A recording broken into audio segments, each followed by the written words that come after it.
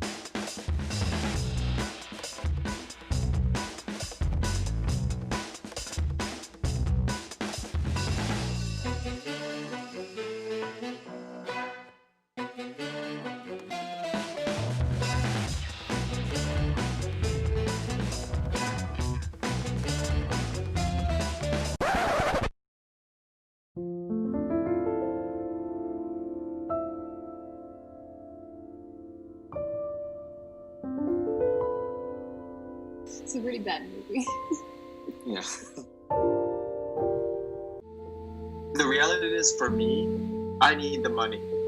And then, of course, the funeral, it was another thing. It was so...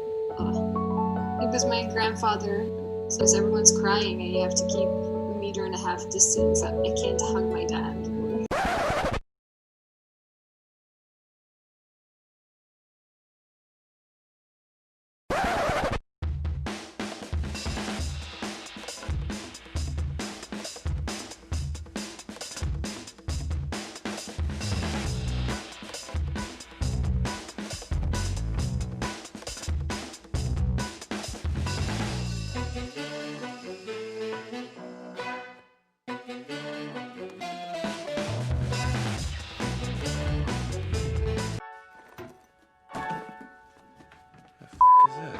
What the f is this?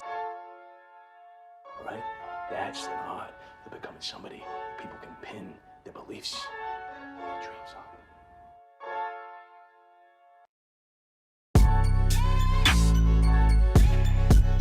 Pretty heard earlier, like just be yourself and specifically target areas of focus so you can get work out of that.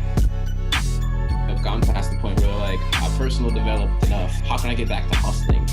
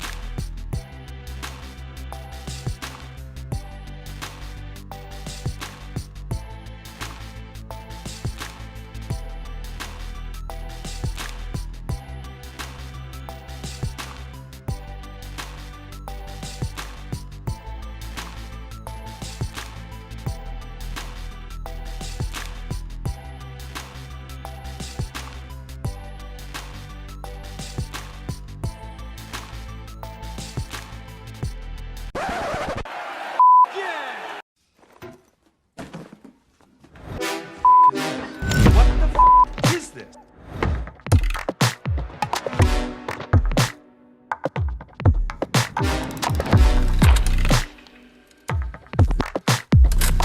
Kid. Welcome everybody. How are y'all doing? You beautiful, beautiful humans. The chat is so lit right now. Oh my gosh. So wonderful to see you all. I'm gonna go on gallery view so I can see your beautiful faces. And please do me a favor as you enter, just Zoom etiquette. We're going to be designing some breakout sessions very intentionally for you a little bit later. And so if you could have your full first name, you see how mine right now is Palette Group. That is wrong. My name is Nate Nichols. I am the creative director of Palette Group and one of the co-founders of Cyber Summit here. And so I'm going to take a second to rename myself as you can as well.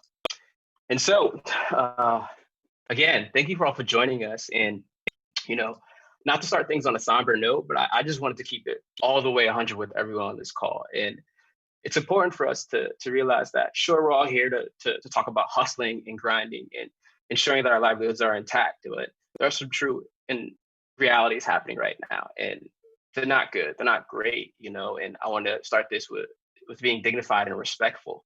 So sure, we're going to talk about hustling and being empathetic to ourselves and to our communities, but before we do, I just want to be clear that, like, the world and myself, I don't know about you, but, you know, there are some moments where I'm sad. It was my birthday on Monday and I was happy as hell. You know, my life partner and people around the world just poured into me, but I was also frustrated and I was angry. You know, I'm as sad and angry as you are about your careers. I'm upset that, you know, family members are going through tough times and people are risking their lives to be on the front lines and do things to potentially risk their well-being.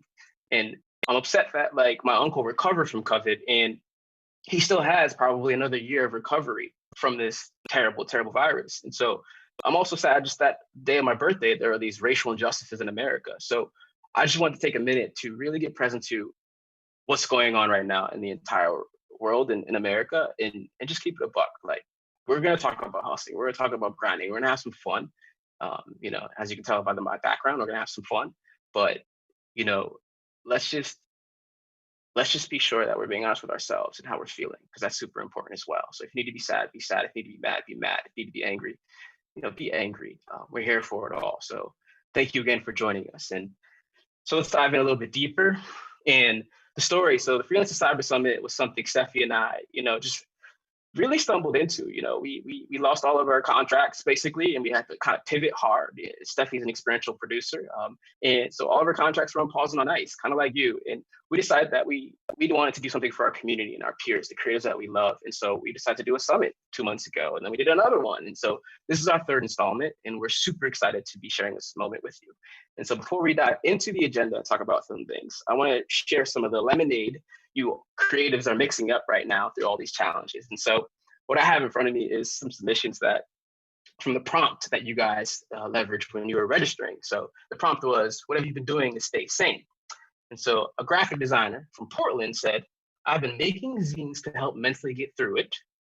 A director from New York says, a sense of play has kept me going, finding new obsessions. I've learned magic tricks I thought only David Blaine could pull off. Trained myself in how to use a butterfly knife very fast. Collected cigars from the Dominican Republic cigar maker down the street. Grew shiitake mushrooms. Collaged old drawings and photographs. Made paintings with my phone for the first time. And I'm just curious as to what other exercises routines people are on to keep the mind limber. I don't know what you're on, but I want to be on it too. A photographer from Kansas City said, my friend and I started a site to highlight women in their professional and personal endeavors called arealnicelady.com. And it's just amazing, amazing content you guys are all doing. You guys are all just doing such amazing things in the world right now. And so don't discount everything you're doing. Just stay sane. It's beautiful. It's amazing. And I'm happy to be with you while you guys are all experiencing this and sharing with us. And so today's agenda, we're going to be diving into a roundtable discussion hosted by my man's 100 Grand, Gignac.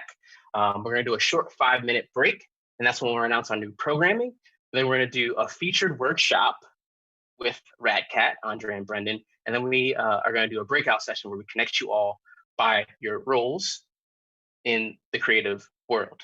And so, now let us begin. This gentleman that I'm going to introduce, I met last year at Talking Not Talking event, which was such a beautiful space to be in. And I actually met one of the panelists at this event as well. And so it's the co-founder of Working Not Working and CEO, Justin Gignac. He's such a beautiful human being. Him and his partner shine a beautiful light into the world, and him and his community are just amazing. So I'm grateful that you're a partner in this community, and I'm grateful that you've opened up yourself, your mind, and the network that you've created across the globe to talk about opportunities and to produce opportunities for the community. So I couldn't find anyone else or think of anyone else better to moderate a panel on opportunities. So without further ado, Justin Gignac, the show is yours. Wow, what a beautiful intro, Nate. Thank you so much. You got me a little misty. That was really nice. Well, I'm really excited to be here. I attended the last one, and I was really blown away, one, by the enthusiasm of everyone. I know, there's a lot of uncertainty right now, and I think there's also a lot of opportunity, a lot of excitement, and people are just trying to figure out where the fuck is it. So I'm really excited to host this panel. Today we've got Alexia Adana, brand content and creative manager at Foot Locker Inc. Alexia I've known for a while, also through Talking Not Talking. Alexia has had many creative roles throughout her career, from photographer to video producer to creative director, and also the founder of the Love Wavelength community, which is one of my favorite things. So I'm really excited to have Alexia here. Beth Mach is a president and owner of Sage Properties Group, former president of Dentsu X, and I'm excited to hear about Beth's transition from being a full-time kind of mogul in the industry for 20 plus years to now joining the freelance ranks with many of you. So, and what that's all been like. And we also have David Hamilton, who's the creative director at the internal agency at TD Bank in Toronto. And he's been doing that after a career spent as a copywriter and CD at both big, huge agencies and independent shops. So we've got a lot of different perspectives here, and I'm excited to get the conversation going. How's everyone doing? I got to see. Excellent. Do we have the grid view of everyone? That's there we go. We got Beth. We got David. Can I hear you? I'm here. Can you hear me all right? All right. Yeah. And then Alexia. I got to find Alexia. Oh, Can you guys hear me? yeah. There we go. All right. Good. Great. Everyone's Yes. here. This is good. Welcome. How's everyone holding up today? Feeling all right? Yep. Yeah, doing well. Okay. Sun is Another day. shining. Okay. It's a little Excellent. overcast. I think we should just do like a weather conversation here, but no, I'm glad to see everyone's shining faces, and thank you everyone else for joining us. I just want to get into a little bit. I'm excited about, I think all of you have had unique careers, and I just want to start with Alexia. Like, how did you go from what you were doing kind of throughout your career, the different roles you've had, to now being the content and brand manager at Foot Locker? Yeah, that's a great question. I started out shooting just out of like a pure, like, I identify as a photographer. So I just started shooting things that I enjoyed and capturing moments. And then eventually people started asking me to do it. And then I started asking for money. And that's kind of how I started my career. And then that turned into producing and directing over time. I was freelance for quite a while. And then I essentially decided to separate my life as a creative versus my life as an artist. And for me, that meant working full time in my industry, but not shooting for other people. So then I started working full time producing and directing for a variety of different brands, agencies, and now I'm on the client side at Foot Locker. So it's been quite a journey, and throughout it, I've always just kept checking in to ask myself, like, am I enjoying what I'm doing? Is this the path that I want to continue going on? And I pretty much just check in like every year, like, am I still enjoying this? Does this still feel like genuine and authentic to like how I identify, essentially? Well, I think that's great because not many people give themselves the opportunity to check in. So I think that's really important to give yourself that space. Now, Beth, how has it been for you? I know you went from being, having a full-time job for, we talked about this last week, 20 plus years, and now you're a freelancer. Many How's that years. transition been? Yeah, it's really been interesting. I actually never thought I would be in a position like this, but I have to say it's probably one of the best things that's happened to me in a long time, even amidst the world we live in today. It's truly given me an opportunity to look at things from which I love versus having to have, a paycheck and go into the office every single day. It's really given me the opportunity to sit back and go, wow, there's a whole world that I actually was missing.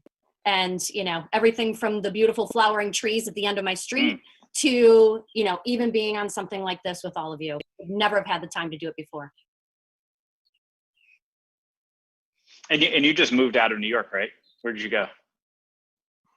I did, yeah.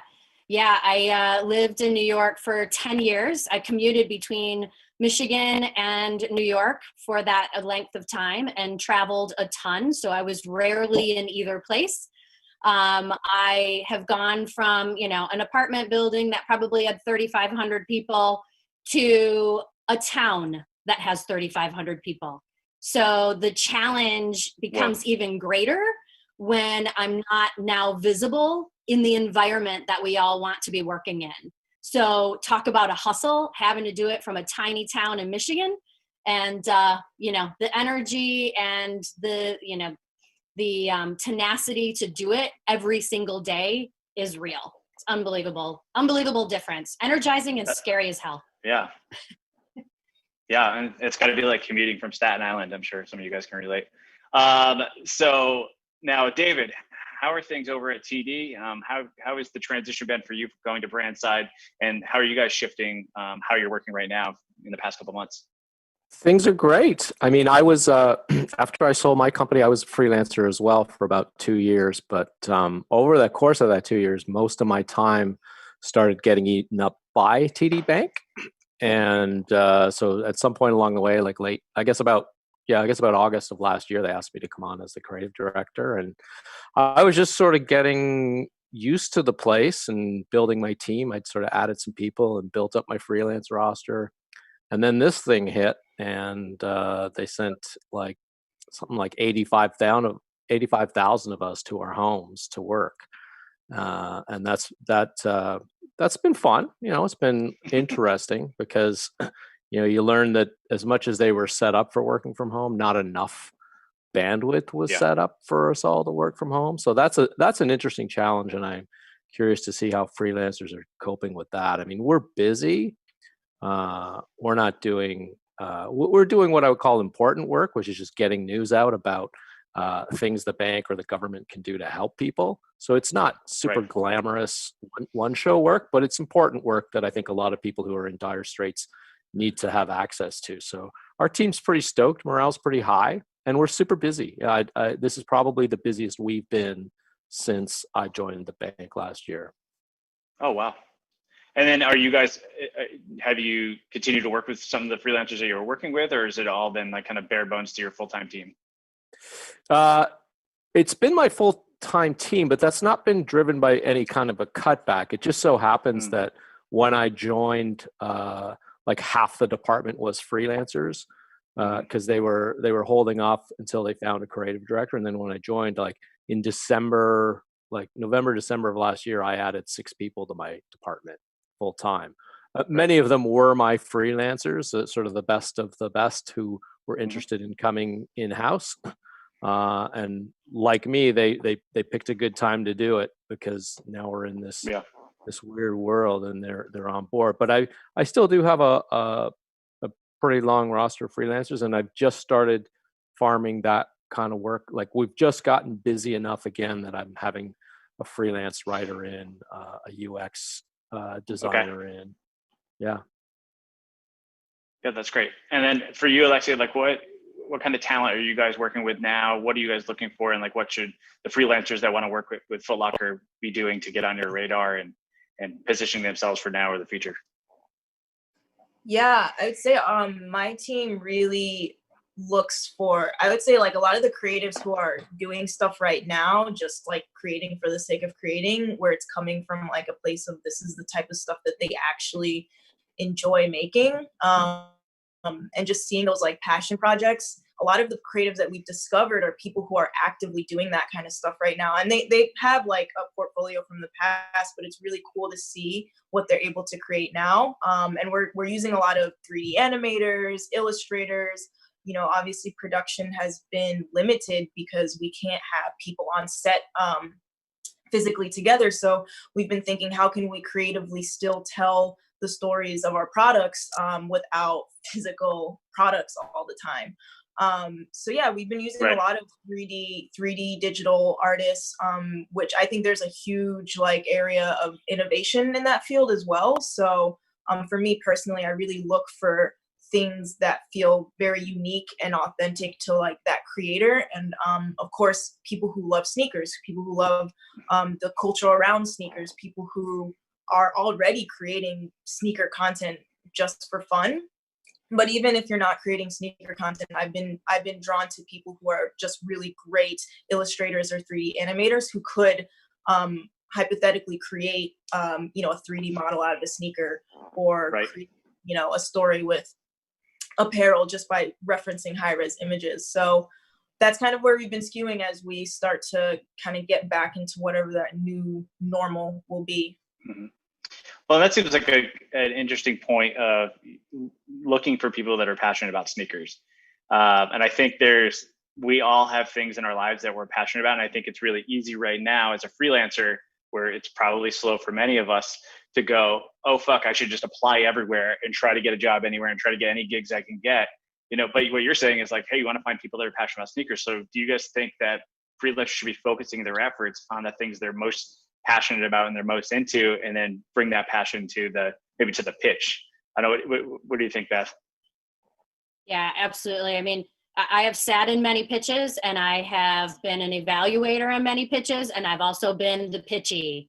And I think you all probably know this better than even I do, how much passion and, you know, authenticity comes out when you love something and it's part of who you are. Being able to see someone really talk about those things and really generate incredible content around those things just comes through in spades. So not all of us every single time have the ability to, you know, pitch something that we love. I have had my share of things that I would rather never touch. Oh my gosh, so many. But yet, you know, you have to walk in with a level of your own creativity around it and think about, if you were to be the one using this particular product, how would it impact you or your family or your friends, and come at it with a very emotive sense versus it being something that is very robotic. And same if you're presenting, it comes through no matter how you are doing it, making sure that you and your partner are totally in sync. I can't stress that more, of how transparent a relationship is, no matter if you're on video, on a phone, or in person. I think we all probably know it, but I think we have to reiterate it sometimes because we get in robotic mode when it's something that we already have been doing forever.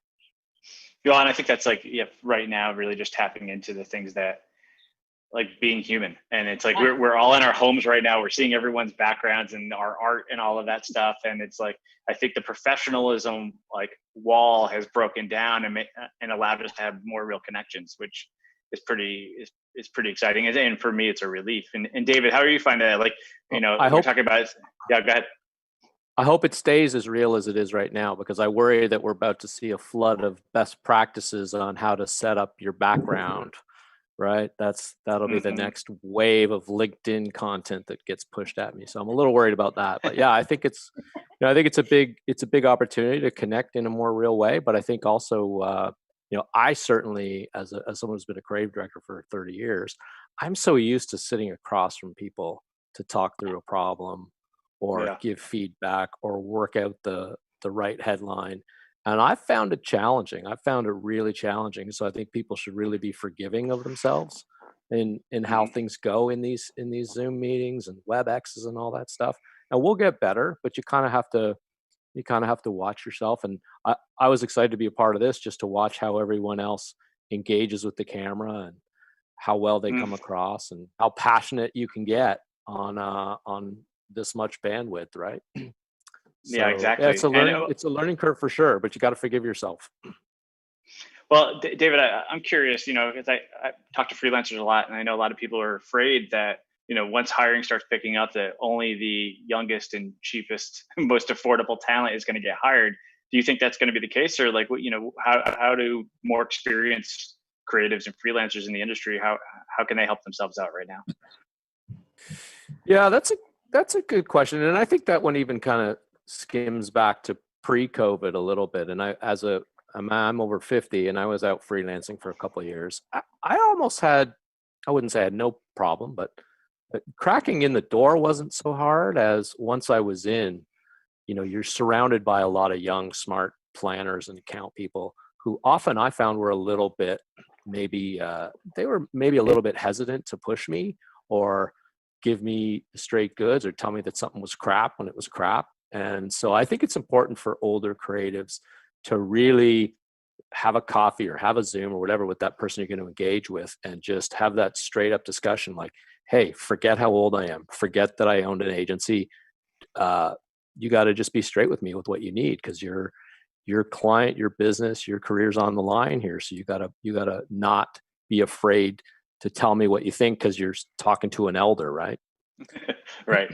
Well, and I wonder also, I've been thinking about this, is will people want to take less risks when hiring people after this, because they have a job that needs to get done, and will they want to lean into more experience and people that they maybe have a proven track record? So they're like, all right, I can just trust this person to go and run and do it. And maybe that's the angle a lot of more experienced creatives can take. Beth, how do you feel about that? And how are you kind of standing out now that you're on the other side of it, trying to get hired, trying to figure out what's next? How are you thinking about it?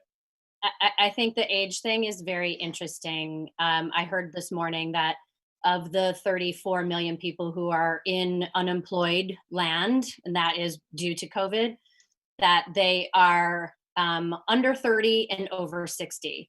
So, I think that hits a lot of folks here, but doesn't hit a lot of folks here. And I think it's really interesting because, when I first moved out of the agency world, I was nervous because a lot of my colleagues who are same tenure as me, very similar backgrounds, they too were also out of a job.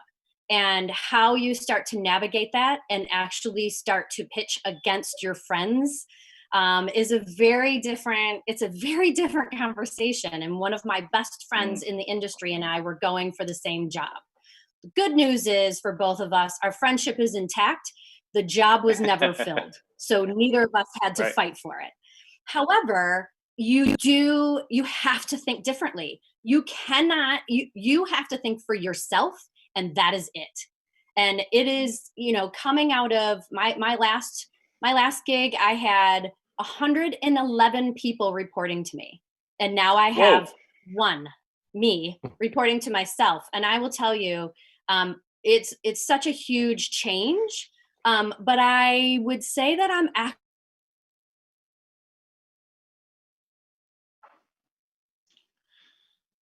Oh no, did we lose Beth? Beth! No! I love it. I love you will. Let's say we're gonna get Beth that freeze frame. She was right in the middle of it. She was crazy soapbox. We'll give another second. Let's see what Steffi said. Yes, Steffi will check in with her, and in the meanwhile, just keep pushing, Justin. All right, cool. For Alexia, like, what are the things that you're liking to see now, or want to know from people when they're kind of cold calling you and reaching out with portfolio submissions? Say, hey, I want to work with you. What's the proper way to at least to reach out to you and get your attention in the most helpful way? Yeah, I think having had that, I've had the unique experience of working as a freelancer and on the agency side and now on the client side. So having visibility to all those worlds, I think gives a lot of perspective as far as pitching to clients. I think there's two parts. I think one part that's super important is having a consistent style or kind of body of work that feels very unique to you. This is something that I talk about a lot in the Love Wavelength community that was founded last year, which is all about discovering what feels most harmonious to you and using that to guide you in what you create and do, and being able to create consistently based off of what's actually genuine to what you care about and what you like to do.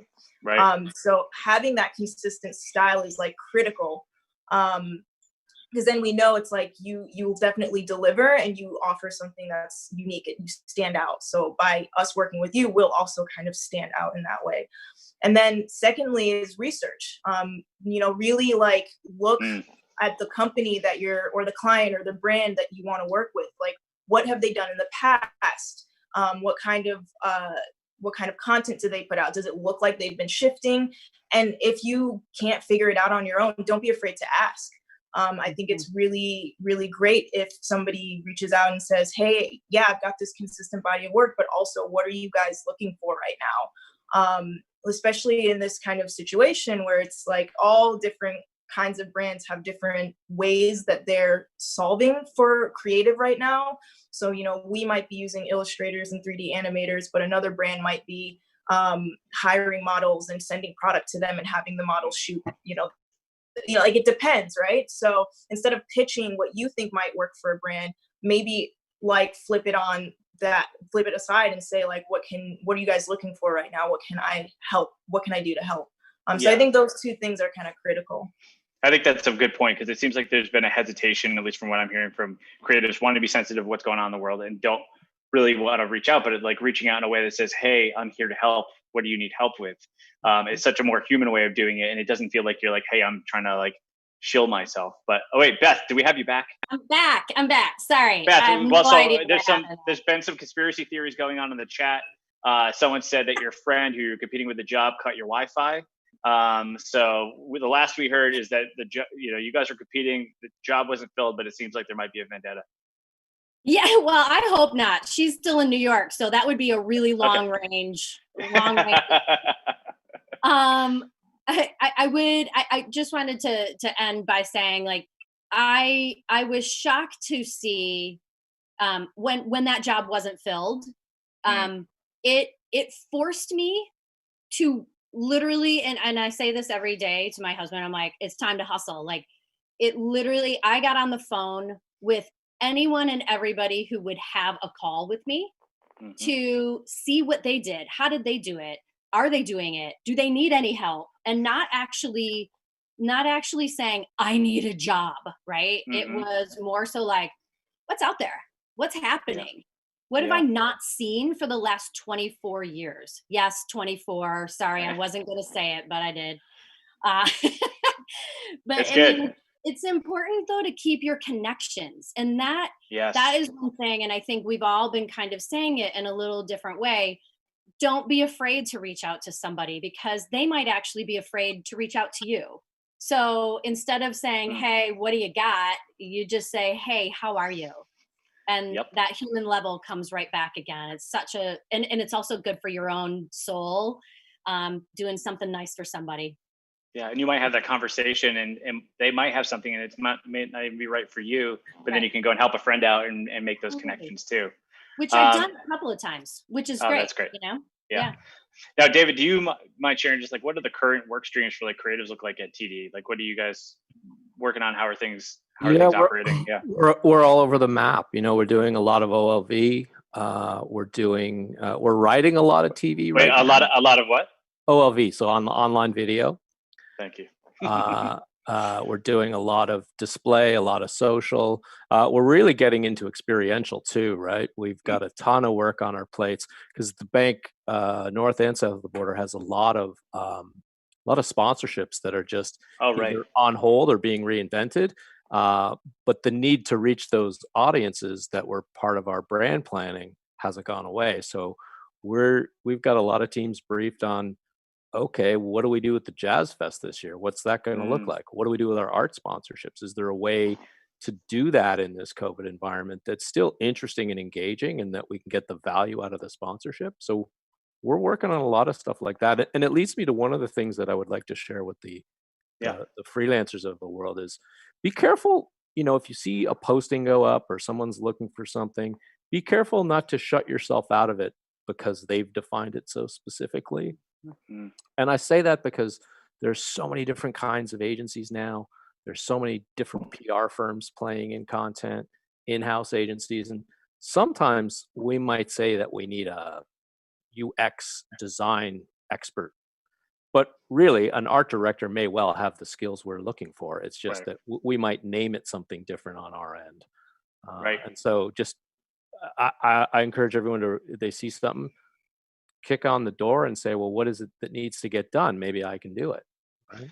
Yeah, I think that's really helpful because we have skills. It's like, what is the problem that actually needs to be solved? And there's so many different terms everywhere. But I think it's also helpful to kick down the door or at least reach out, because like I would have had no idea what you do in the creative department at TD Bank, right? And so I think there's a lot of opportunity and a lot of touch points to make cool shit that people just maybe don't even know about.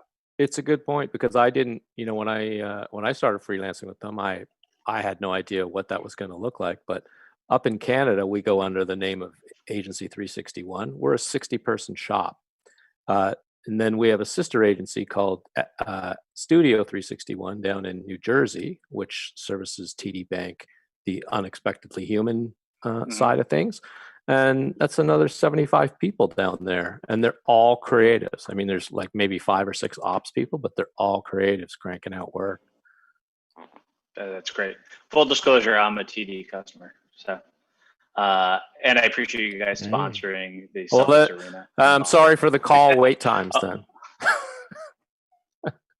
Yeah. No, they've always been. I'm sorry for the long wait times if you've been calling us. I know we. It's good. There's a lot of questions coming in, to the bank. But I know we have seasoned creatives in here. Mark Mal, I saw you posted in the comments. He has a great project you guys should all check out. That Ideas Have No Age, and it's all about these people who started their careers in the 50s, 60s, and 70s. Julia Child, Colonel Sanders, KFC, finally got their big break later on in their careers, which I think is incredibly inspiring. So thanks for doing that, Mark. Maybe put the link in the comments. What do you guys have for advice for creatives coming out of school now, or younger creatives just coming out, starting freelance and going like, yay, COVID, what should they be doing now to try to help, start their careers and build their businesses? I think they really, and this has always been true, but maybe never more. So you got to have a thick skin and patience, because, you could meet me and I'll love you. I just might not have anything for you. But that doesn't mean that when I do have something that I won't go back and go, that kid that I saw that came out of OCAD would be perfect for this. I wonder if they have a job yet.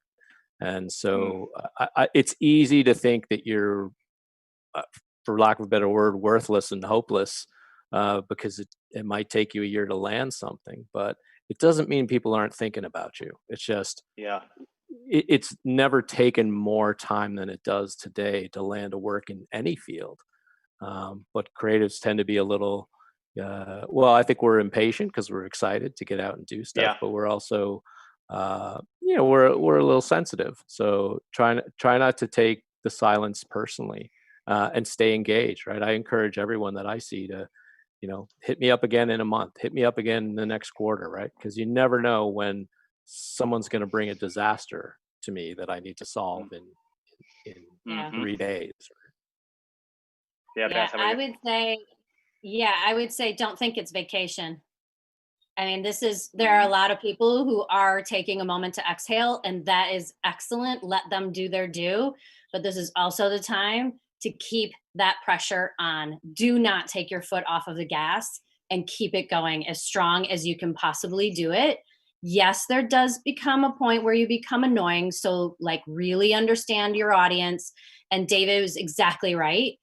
You never know when someone's going to need you. I just recently had an opportunity fall into my lap with an agency out of London. And, my motto has become I can lead a horse to water, but I'm not great at feeding it. So let's figure out how I can help bring more people to you or more clients to you. I would never have had that opportunity to kind of build that mantra and also build a practice around it if I hadn't continued my relationships and my conversations with people, even if I didn't think they were going to amass to anything, and it did. So, I mean, just do not take your foot off of the pedal. Well, and it's like, and your career isn't this week. Right. Your career is long, and how many, and it's the long game. And how many relationships did we start, 2 years ago, 5 years ago, 10 years ago? They're like, oh my God, this person would be perfect. And just by keeping those relationships consistent, it's not networking, it's relationships. Yeah.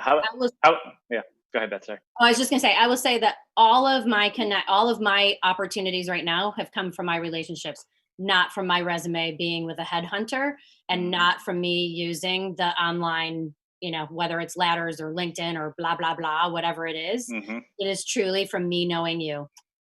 Yeah. And how about you, Alexia, for the younger creatives and people starting off right now? I think it's really key to keep creating. Honestly, when I was starting out as a freelancer, I was just shooting for the sake of shooting and creating for the sake of creating. And I know it can be hard, especially in this time when you're not sure when your efforts will pay off. But it really is when you create for the sake of creating, this is the stuff that you feel the most connected to. It's like some of your best work is your passion projects and things that you just do because you love doing it.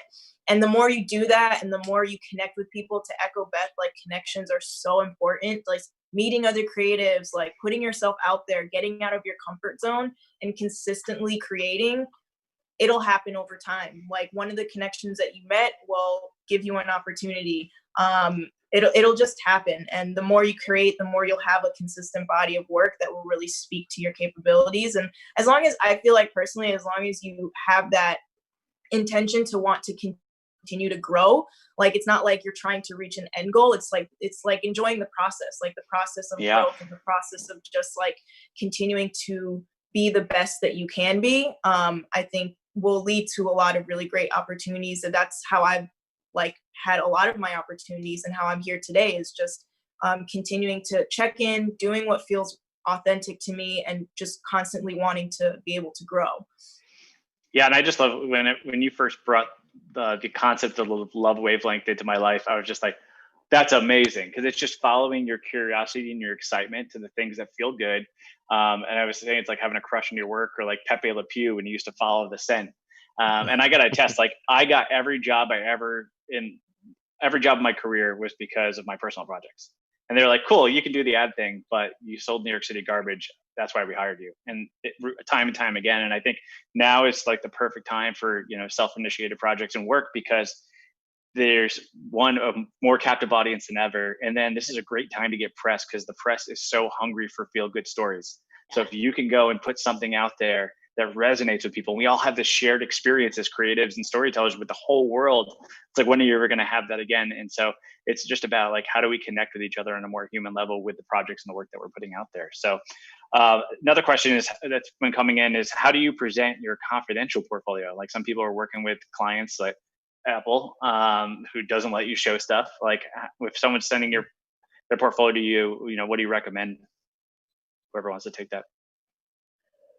God, is anyone from legal listening? I have two answers. Nice, David. They're not listening. They got bigger issues right now. I'll be honest. The creative person in me, I know it's not an argument I'm going to win, but I don't believe for a second these companies own this stuff outright. I think if you made it, you own it, and you have every right to share it. I would just be careful about, if you've got paid search behind your portfolio, probably don't put that stuff up there. Yeah. But I just put it in a password protected room that they can check out, and it's my work. They're not, they didn't do it without me. So right. I'm gonna get a note from somebody. I can just feel it. Yeah, that's fine. I wouldn't. Sometimes I come across portfolios and the entire site is password protected. Don't do that, because people aren't going to do the effort to email you and investigate, especially if they can't get into your site to find your email. So only do it to specific projects. Yeah, I actually think it's a great opportunity to say, hey, I've got some really great work, and maybe sort of describe it, or describe the case study, the client, whatever, and say, message me or reach out to me if you want me to take you through it. It's a way to get a meeting, right? Yeah. Little teaser. Yeah, we're all in advertising, right? Or for the most part, and that is, let's create some mystique and excitement around what you have. Don't give it all out, or don't keep it all keep it all under your own vest. Yeah. And how about as far as like when we're approaching an agency or a company, sometimes your resume doesn't really tell everything either. A lot of times it tells what you've done, but not necessarily what you want to do. How do you recommend people go and like tell a better story about who they are? Yeah. What do you think? Language is so key, right? Like, you can say developed, created, like all of those words, but what happens after those words is what's important. So in my world, numbers are everything, right? I know, boring for most everybody on this on this Zoom, but me saying that, I created a 50% increase in revenue is a really big deal. But how did I do that? And so to fit that in a sentence of less than 10 words, you have to be super creative, but it is critical. I don't care that you increased revenue by 50%. I don't really care, because I don't know how you did it. And it could be a lie anyway, right? So, and I'm going to ask you more questions about how you did it. So you better be prepared. And if it's about what you've done, you will be prepared. The other thing, though, that I would add in there is, don't forget to talk about who you are in your, whether it's LinkedIn or any of these other online sources, and your CV or your resume. Talk about the awards. Talk about what your passions are. I bring mine up a little bit further. I used to be, I'm still a licensed cosmetologist. Who knew? That's awesome. But it talks to my creativity. It talks to my ability to communicate with people. I also used to be a former competitive speed skater. So that also talks about fortitude. It talks about going the distance. Bring these things out. People want to know who you are. You've already gotten to a certain point where they know what you've done. to talk about it, boast about the things that make you you and different. And Yes. I'm telling you, it will make a huge difference in the way that you communicate when you're interviewing. And then it's also just more exciting and more fun to talk about those types of things. And you just never know who that person knows, who could even, you know, again, those connections can drive very different outcomes down the road. Yeah, for sure. I would add to try to surface the brands that you've worked on as well, and not necessarily in a linear way. Like, you know, obviously, if you're trying to come work at the bank, having some FI experience is helpful. But what was more compelling to them was all of my experience on Honda, because they see Honda as a friendly neighborhood automaker the way they want to be the friendly neighborhood bank. So all of my experience, when I lifted up my experience on Honda, they were like, yeah, we want some of that on the bank because that's who we're trying to be in another category. Right. So, yeah. And I think the logos that you've got in your bag, those go a long way with people. A long way. For sure. A really long way. Yeah. We have another question that came in. What 2 to 3 key precautions would you recommend for someone transitioning from a non-creative career and possibly non-creative industry to someone who has had 10 plus years career as a connector and a relationship builder? So how do you go from that to now going into the creative industry? God help you. I'm just kidding. No, I mean, I would imagine that person's pretty well set up for success, right? If they already know, if they already have a network and they know how to work a network, it's the same playbook, but now you got to bring a bag of work with you, right? Yeah. I think to add to that, and this also kind of goes back to the resume question. It's like telling the story of what you've done and how it will like solve the problems of what you're trying to do now. So being a creative is really just like problem solving. So how did you problem solve in your previous career, and how in those ways can those be applied to the career that you want to go to? When I was essentially not really switching careers, but going from a freelance photographer and videographer and editor to now like creative director and managing content, it's the same industry, but it's very different. So I had to, in my resume and in my interviews, I had to tell the story of how it's like I became an expert in shooting and I became an expert in telling the story from one side. So this is how I can now tailor that from the other side. So it's really like crafting your personal story in a way that shows how you can solve problems in this new way. Yeah, that's great. And I think a lot of times we don't give ourselves credit for the knowledge that we have. Yeah. Like you're like, oh, I'm starting over. And it's like, no, you're not starting over. Like I went from advertising and being an art director, creative director to being an entrepreneur, but everything I learned there totally applies to this. And now I have a leg up on other entrepreneurs who don't have that skill set. So look at it as an advantage, not something that's a disadvantage as you're coming in. Yeah. I think this has been really, really fantastic. Nate, we got to wrap it up. We got the wrap it up signal? We got time for one more question. No, I would love to hear Beth's perspective on that question, and then we could wrap it. Yeah. Could you tell I was chomping at the bit? Like, oh, of course. I could feel I'm seeing like the little window. I'm trying to see it. Like, okay. Yeah. I didn't know. I wanted to be respectful, but yeah. I would just say absolutely use that network as your first foray. Like, what do they need? Go back to them and say, hey, I connected you before. How can you connect me? Like, you know, I mean, I never, Justin, you nailed it on the head of like, use that as your first step forward. Don't think you're starting over. I had to actually retrain my brain because, believe me, walking out of an agency as a president, that's the pinnacle, right? That is like, you can't, I mean, yes, you can be CEO, but no one wants to be CEO of an agency these days. Being a president, like I walked out going, okay, now what do I do? I've done it. So how do I then take everything that I've done, everyone that I've met, that gave me all of these conversations for the last 2.5, almost 3 months. Every single day, I'm talking to somebody, whether it's a friend of a friend, a cold, you know, a LinkedIn connection, whatever it is, I make sure that I've got at least one a day and getting that habit.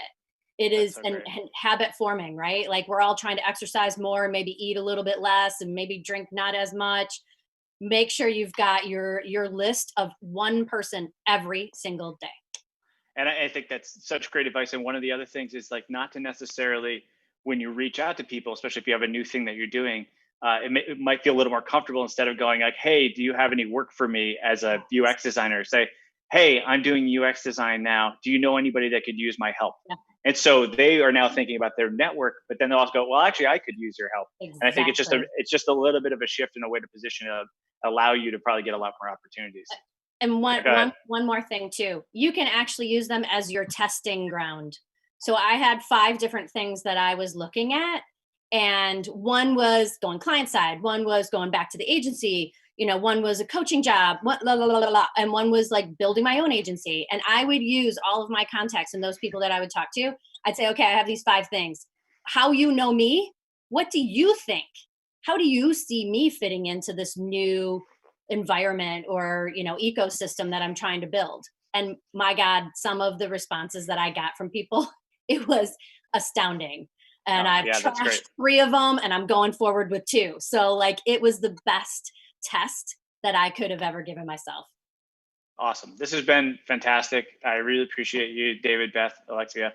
Thanks for having me, Nate and Steffi. I'm going to put some links in the chat as well as some resources that I think would be helpful for folks. And I saw some questions coming about recruiters, and we just did a recruiter roundtable, so I'll put a link to that podcast.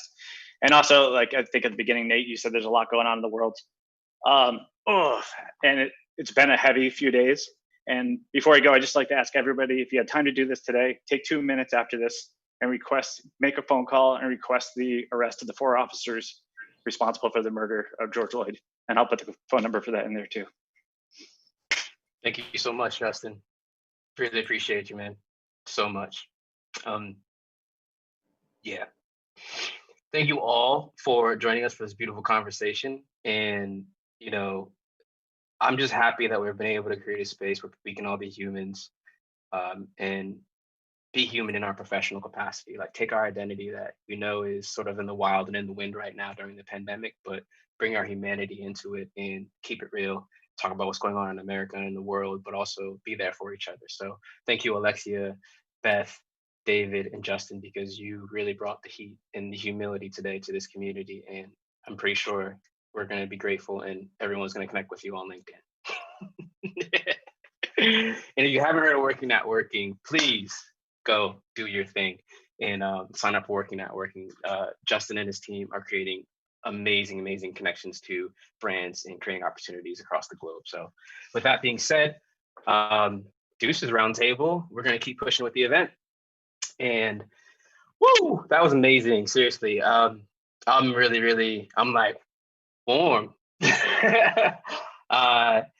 And the next part of this conversation is not going to be a conversation. It's going to be one of our intermission videos, and we're going to be highlighting something new we've been working on for the past couple months. One of the vision for the Freelancer Cyber Summit was to create a platform that is the bridge between Adland and freelancers and creatives. And so this is our next iteration. And so we're super excited to share the next platform for you and the next brand we'll be collaborating with on this next platform. So without further ado, we're going to jam out on this, and it's sharing from my screen. So yeah, just FYI, you're going to see what's going on my desktop, and we'll see you guys in 5 minutes.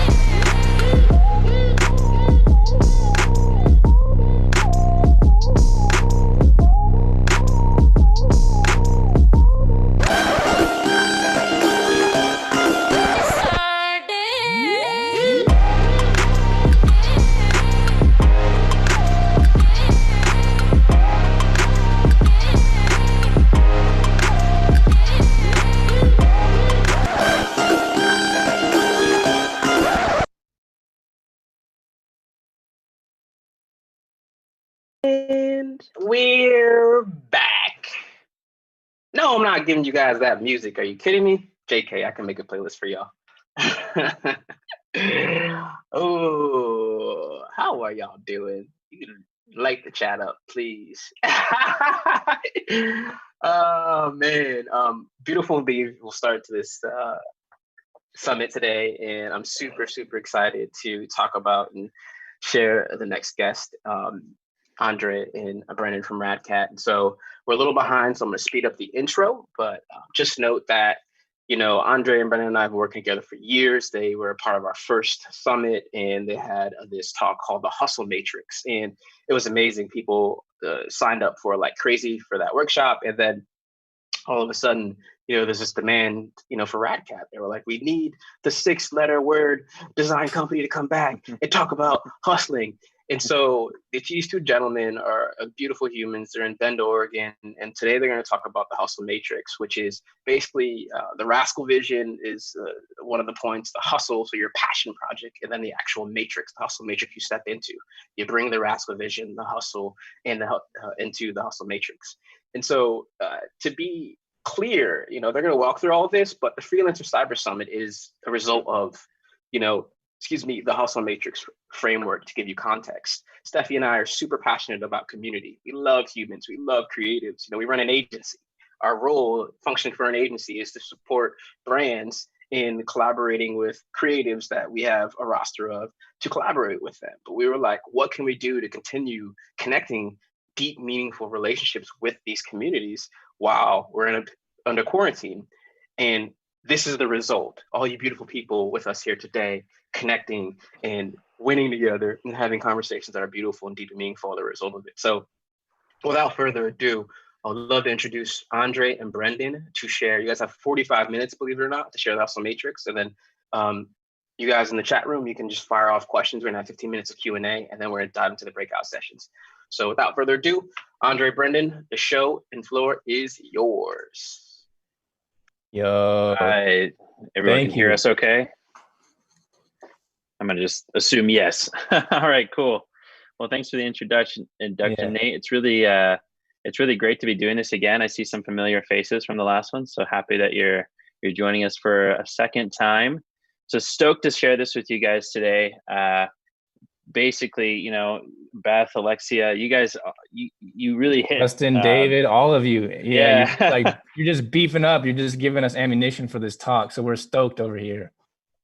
Yeah, exactly. So we're hoping that this is going to provide some clarity for you guys, and it's a simple exercise that Brendan and I have been doing for ourselves for a while, and it's our first time sort of making it more of a framework for other freelancers to partake in, to help gain some clarity with where they're looking to go with their work and who they're looking to work with. And, you know, our goal is to leave you with this simple framework and hoping that you'll get focused after the call and really start thinking about, you know, the next steps that you're going to take.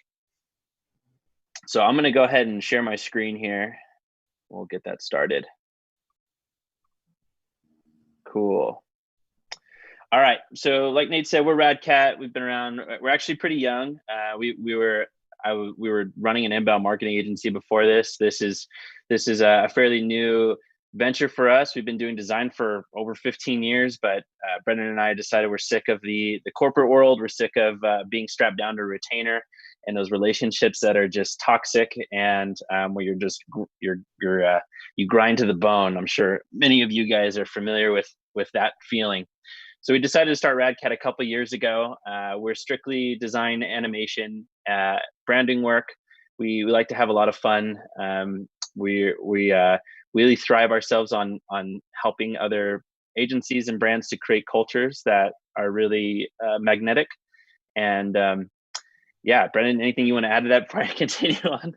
I would also say that we do web design, just to throw that in there. Yeah. But yeah, like in this time, we are also trying to be as flexible as possible and really think about, okay, who are Andre and I together? Like, what is, if we boil ourselves down, like if we boil our passions down, our experience and all these different things, like how can we take that and like being human as well and who we are and what we do and how do we filter that through something and how do we get work? How do we reach out to people that we've connected with?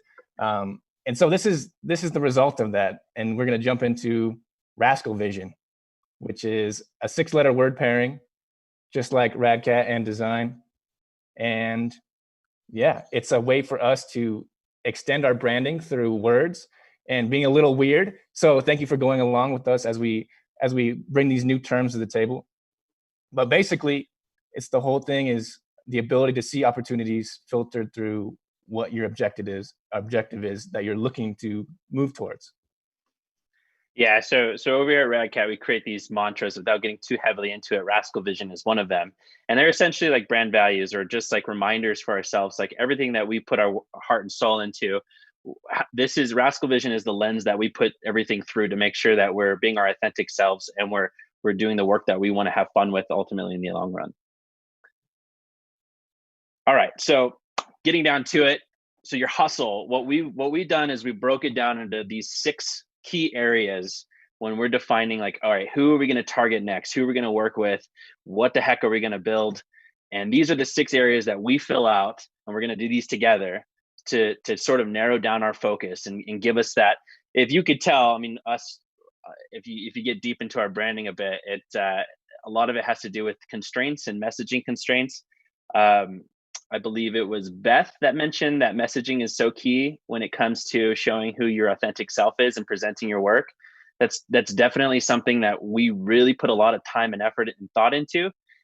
So, you know, giving ourselves these boundaries of coming up with these 6 concepts, we hope that we can walk you through it and it makes sense. Okay, so taking those six key areas, we break it out into a table. So this is a lot of fun where you basically are going to make a chart essentially, and you're going to just put down every single thing about yourself, like where like your skills, and when it comes to your skills, like everything that you feel comfortable doing in your craft. And either be web design, either be illustration, either be lettering, whatever that is, get it out there, something that someone would potentially hire you for. And then you want to put down your passions. Now, these can be a mixture. Like they could be passions with products, like you have a passion for music, you have a passion for sports, you have a passion for products. We really like fun products and like really interesting products. So put that down on the passion so you can really figure out what gets you up in the morning, why you're doing what you're doing. Yeah, I would say for that, just anything that gets you fired up. Like if you want to go out and talk to people about your passions, like, okay, that is your passion. Like you want to bring this to the table when it connects with you deeply. Yeah. Just like Alexia said too, like shoes would be one of mine. So that would be one of my passions column. So heroes, these are the people and brands that you look up to, that you want to align yourself with to not necessarily be them, but more so you want to see what they're doing, you want to keep in touch, and you want to be associated with them in some way, some sort of fashion. So it could be Nike, it could be like for us in this example, it's the YouTube channel, The Future. It could be an individual, it could be a celebrity, or Michael Jordan. There you go. So all of the heroes, people that you sort of grown up with in your career that you want to just get closer to, that you necessarily haven't had the courage or confidence to approach that type of individual, or you don't necessarily know yet how you're gonna get in line with them yet. We'll get there. But yeah, put all those heroes down, all your superheroes. For the next sections to the crafts, you could call this deliverables, but for us, deliverables felt a little too rigid. So this is what you're creating. What are you putting out there? Are you making a landing page? Are you writing ad copy for a CTA on a website? Are you working in your home studio to build or to film a commercial for a product? So what are you creating? What is your craft? Yeah, and it plays really nicely on the skills part. So think of, you have all your skills on the left there. What we like to do with crafts is just absolutely just brain dump every single thing that you could possibly create with the skill set that you lay down for yourself. It could be an ad, commercial, like Brenda mentioned, and that would all go there. Moving into inspirations. So this is the fun part for us because we take an inspiration from everything. I mean, from architecture to just walking down the street in New York City to movies, films, directors, writers. So put that all there because you're going to use the inspirations in the future to drive the work you're trying to target. It's funny because I feel like inspirations go so well and align yourself so well with like if you're doing work that you're inspired by, you're having more fun and you're a happier creative person. And I You think feel it like opens up you feel like you're in your possibilities. spot. Yeah. Yeah, like, and this is different than passions in the sense of maybe you're not necessarily passionate about koi fish, but you think they're cool. You're inspired by them. So you could put that down in inspirations. And then when we get into the next step, we're going to start lining things up and clearing your vision of how you're going to get a win. In this example is to get connected or to get a next Zoom call meeting, to get a conversation going, to collaborate on a project. To start a freelance conference, like that's a win. Like it could be very focused and very specific, or it can just be broad. I like to be broad with things, and I also like to write down my wins at the end of each day, even if they're really, really small. If I finally paid that stupid dentist bill that's been on my refrigerator for a month, like that's a win for me.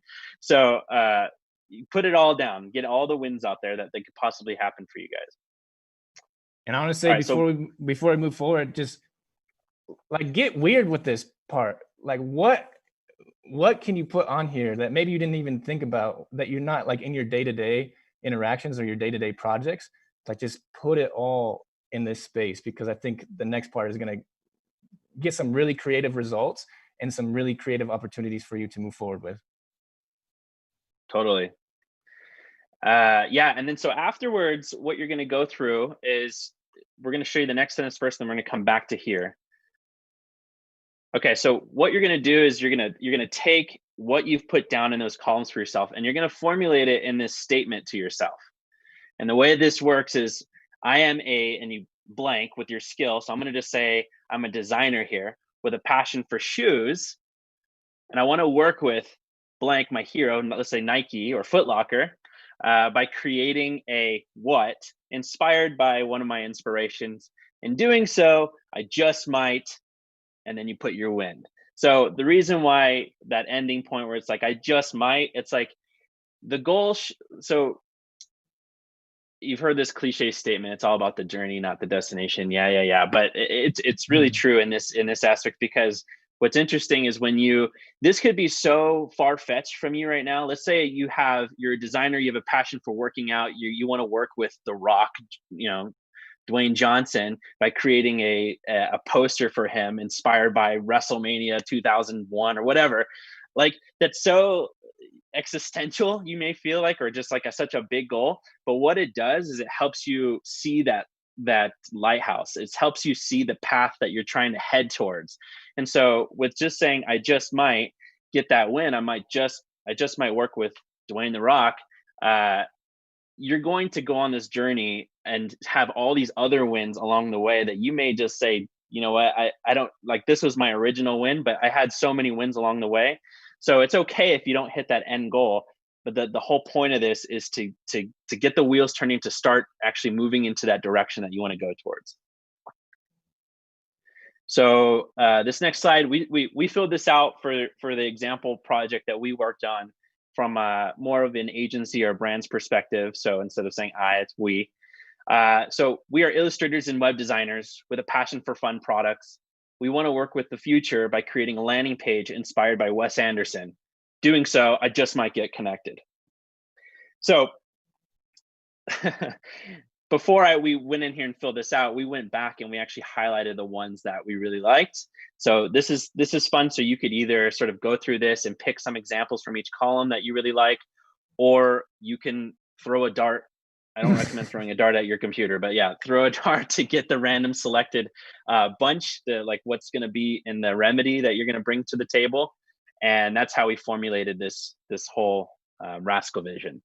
And I think being random is good. I think the more random you can get, to me, creativity is all about making connections that other people don't see. So if you create this board of all these different things that you can connect and put things together that you didn't think of that could work together, then you have new opportunities. Totally. And this is a lot of fun. I mean, it's almost like, it's like you're hitting the refresh, the randomize button on this. Like you can go back and just keep on filling out this this Rascal Vision template with all these different types of possibilities, and you can lay them out. What's fun is you can print these out and you can actually just figure out like, okay, this is the one I'm feeling confident about. This is the one I'm feeling passionate about. I feel like I can really, like, my headspace is here. Let's say it's like you're a designer and you're passionate for music and you want to work with a certain rapper or a certain artist. So you're going to create an album art inspired by this person. Like, that could really spike some interest and creativity. And you're not so much thinking about the result at that point. You're more so, your mindset is more on like how you're going to jump into this versus like the end result. You're not telling yourself it's not going to work out, because you're already just thinking outside of the box on what you're going to create. It's like a freedom to just move, to just do something. Totally.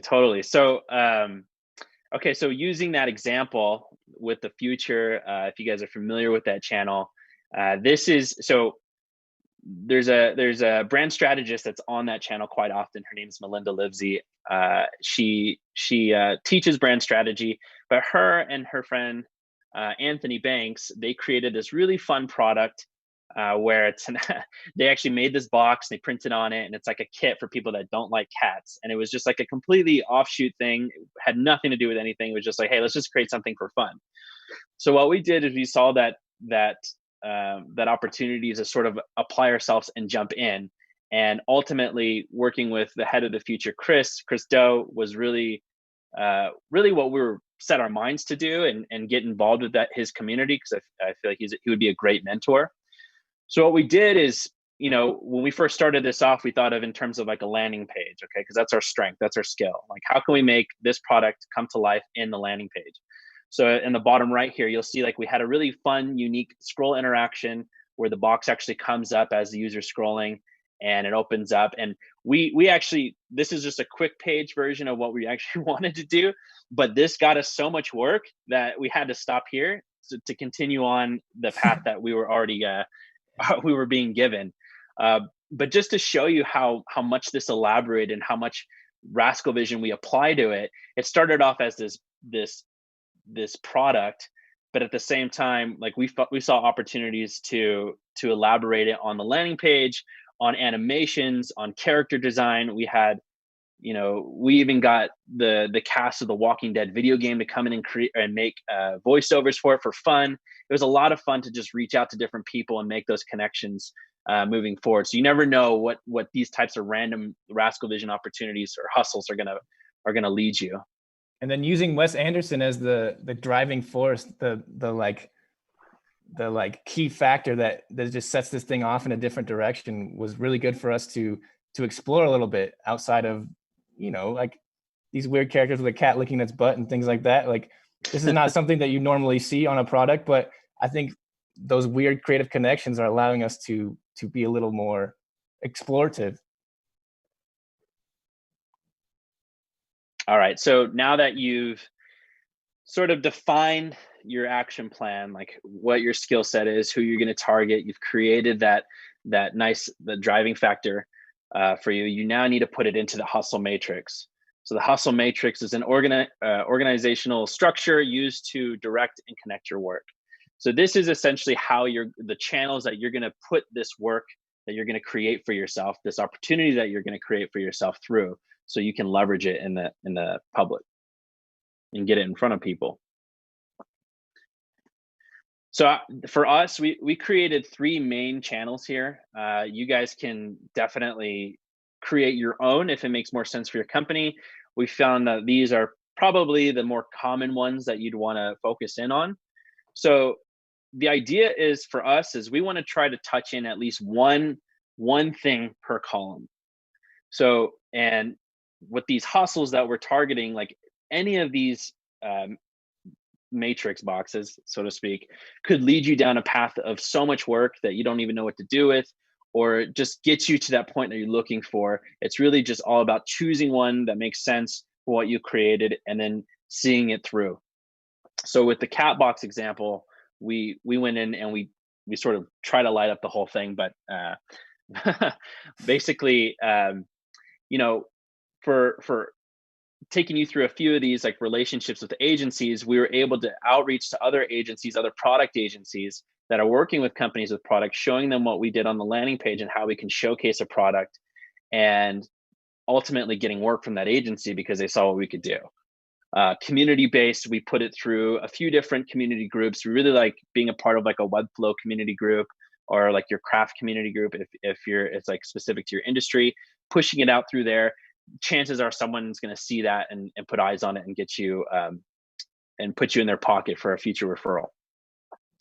Another big important one is like past clients. When you're in the relationship column, when you've already established these really great relationships in the past, either it be with your previous work, your previous job, your previous clients, you want to reach back out to them and show them what you're creating. You always want to keep them in the loop with what's new.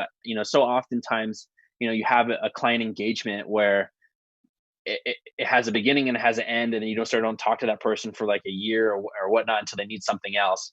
What we like to do is everything that we create, I send it as a text message to our clients. Say, hey, look what we just shipped, and it gets them fired up again, thinking about their own how they can evolve, and how can they continue to work with us. I think it's like a good conversation sparker too. Just, hey, I don't know what to say necessarily, but here, we made this cool thing. Check it out. And then from there, just starts the conversation again. Totally. So in the teaching, this is, getting into probably stepping more outside of your comfort zone when it comes to teaching, because you actually got to start putting some thought and knowledge behind what you've created and how you're going to explain that to people, how you're going to tell that story, and how you're going to leverage it across the different teaching segments. So for us with this particular product, what we did is we did a few webinars. We were on the webinar. We talked about how we built it, how we structured it, and just sort of our process through it. And a lot of that has to do with inviting them on your process, inviting them on your thinking through the project, so they can see that how you came from A to B in the whole scope. And then promotion. So like promotion, that for us, it's kind of like, admittingly, it's third for a reason for us, because I feel like that's the hardest thing for us to actually do, is actually post our work. And that's, that could be a good thing. Either you're really, really busy, or you just you have a hard time coming back to your own branding.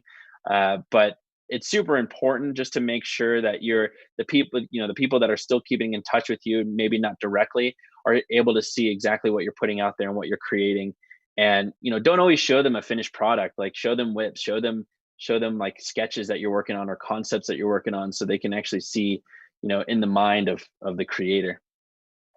I think of this matrix as these individual blocks as like pools of influence to jump into. And for example, like if you're making a tutorial video, you could ship that out to your community. If you're doing a guest post, you could send that to an influencer. So this is just entryways into broadening the reach and the scope of what this product that you made or this craft that you built. How can you get that out there and bring people along for the journey, bring them along for the ride, and tell like maybe say the vision that you had for this and why you did it, and then put that out there as well. Like I think having the Rascal vision gives you some context and some meat and potatoes to put into the matrix and really break this thing down and give some legs to it.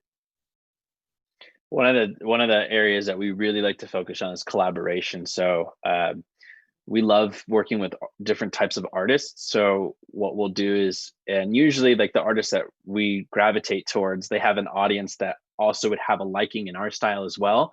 Mm-hmm. So we'll hire an artist to create an art piece for us, and in terms, they'll push it out to their audience. We have a beautiful piece that we can push out as well. So now their community is sort of attached to us now as well, because the artist is working for us. So it's a low hanging fruit. If you have a little bit of, if you have a true collaboration where they're willing to just do it for free for back scratching exposure, that's awesome. But if you don't have the audience quite yet, then paying them a little bit to help, their financial situation too would goes a long way. So these are some other hustles that we've been able to put through the hustle matrix and honestly, like survive for 2 years off of these types of projects, and because they just keep leading to referral after referral. So we touched on the cat box on the top left, but this whole freelancer community was a hustle. I mean, getting the message from Nate, say, hey, look, we're trying to create this, can you animate a logo for me? It's like, sure, I'll animate a logo, but how the heck are you going to present this? And then digging into already thinking about the web landing page structure into the future with the pitch hour. We got some really big plans, so it's really starting to grow, and a lot of the fact that we're talking to all of you fine creatives is a benefit in itself. And then bottom left is an example, sort of like the art pieces that we create for ourselves that we hire artists to do. What we want to do in the future is leverage these to be high quality prints. We're getting some really great print companies to put in some really high quality work when it comes to gold foiling and embossing. So we want to just leverage that as a piece of a revenue driver for us. That doesn't necessarily mean working for a client. And even just using these as a way to reach out to past clients. Like sometimes we'll just send stuff to people that we like or people that we've worked with. Like we make stickers and we'll send it out to them. We'll randomly text them and say, hey, what's your address? I want to send you something. So doing this is an opportunity that it kind of feels frivolous on the front end of it. Like you're spending money to create something and you're not really seeing, how can I leverage this? Where can I implement this in the matrix of things?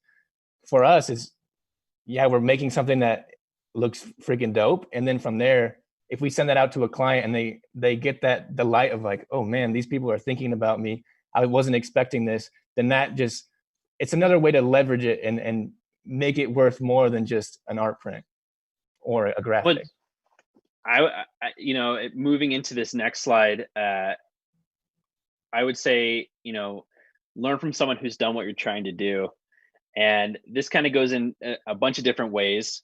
So in that beginning phase, when you're defining your rascal vision, and you're figuring out who your hero is, who you want to target, you need to do the research in aligning yourself with someone who's done this before. And because there's so many people out there that are willing to just share their knowledge and just feel pedestaled for a moment and feel like they can help another creative. Don't be afraid to reach out to people and ask them questions about how they started and how they got a particular job. And, you'll learn so much along the way in terms of like working with other freelancers, working, what you need to do to position yourself. That's such a big thing right there. Cause I feel like a lot of people take on the responsibility on themselves to figure that out. Like people have carved this path already. I hate to say it, but the ideas are just not original these days. So reach out to those people and learn from them. Ask, and get focused in on what that you want to do.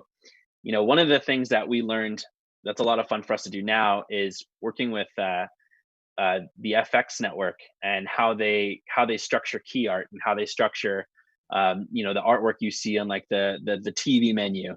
It's a lot of fun because they bring together a lot of creatives, a lot of different backgrounds, sort of this common thread of graphic design, and they ask everyone to sort of pitch an idea, come up with rough concepts. And we actually hire out other creatives to do the same thing for us when it comes to logo work. Like, here's the brand messaging, give us your ideas. And if it hits home, we'll give you a fat bonus because the client loved it and you took it home. So just being creative with different ways you can work with each other on collaborations. And so that's it for the hustle matrix. I'm sure you guys are gonna have lots of questions and probably want me to go back to a few slides or so. But if you do want to keep up with this, the evolution of it and how we're structuring it and learn more about our mantras, you can go to the /portal URL down at the bottom there and subscribe. And we don't really write emails that much, but when we do, we try to make them count. So yeah, it's been real. Thank you so much, everybody. Yeah, really appreciate you taking time out of your day and just connecting with us. And yeah, we hope to see some cool questions in these comments. And maybe we even go back through the Rascal vision, like the Mad Lib, and break that down from your standpoint, from your skill, your passion, your industry. What do you want to craft? So I think, yeah, it's been real. Cool. Hey, Andre and Brendan, we're running a bit early. I was wondering if you had any other, before we dive into questions, do you have any other examples you could share about collaborative projects that have led to, more projects or referrals, or just how you leverage the last part of the hustle matrix? Yeah, sure. Yeah, let's go back. Okay, so this particular area you're mentioning, right? Just different things that we've been able to do and what it leads to. Okay. Yes. Yeah, totally. So, you know, one of the, I wish I talk had a about- visual for you. You should talk about the hex space. Let's go into that at the bottom right. That's a little mysterious looking of an image. We'll go for it. Take it home. Yeah. Brennan. So we wanted to get into animation, first of all, and we didn't really know how to do that. So we actually started reaching out to our network and seeing if we had anyone that was able to do animation. And from there, we just started making connections. So our project, our craft that we wanted to make was an animation and to get into it. So we actually found someone that we could collaborate with. And from that, our whole goal was to have something to put out there. And so for initially, we used his portfolio and he was like, hey, like, I want to get more work. You want to get more work. So how can we combine our powers and make this thing happen? So we collaborated with him and actually made an animation, and we paid for it on our end. And it was a big risk for us because we wanted to do explainer videos, right? So we went to hire a voiceover, a professional voice actor. We went through and like storyboarded and did the whole project and process with him so that we had something to present. From there, I think we're up to 4 animated videos now. So from this, we just made this animated video for Hexbase, which was a company that we worked with actually pro bono, and used their framework and their idea and their concept to put this thing together. And from there, we just shipped it out to people. You know, we went to our community and said, hey guys, like, look, we just did this animation. Here is our, like, the process behind it. Here's a storyboarding. We made a case study for it. And it actually led to a lot of, actually widened our whole audience and our company as a whole, because we were able to take a leap of faith and try something that was not in our wheelhouse, but find someone that we could collaborate with. And then from there, make it happen, you know, find something that we weren't expecting. So yeah, and the idea with this, again, I just want to touch on, like, so this is, you know, it may feel daunting, like, oh, okay, I'm gonna have to put work into this and not, you know, I already have a breadth of work, you know, that's fine. And if you have a really great portfolio piece that's going to be really relatable to the person you're one of your heroes you're trying to work with, send them that work, send them that piece, send them that case study. This is more so talking about like creating your own opportunities instead of waiting for something to come across your door. So, you know, in hopes that you don't have to do so many of these, if your goal is to work with clients and to get a steady stream of work, really it only takes one project to get noticed and through the matrix, you know, or have a level 3 matrix here where it touches on all these columns to start that stream, start that snowball effect with meeting the next person, making the next connection, the relationship. And that's, you know, that's speaking for someone who's hungry for work, I would say.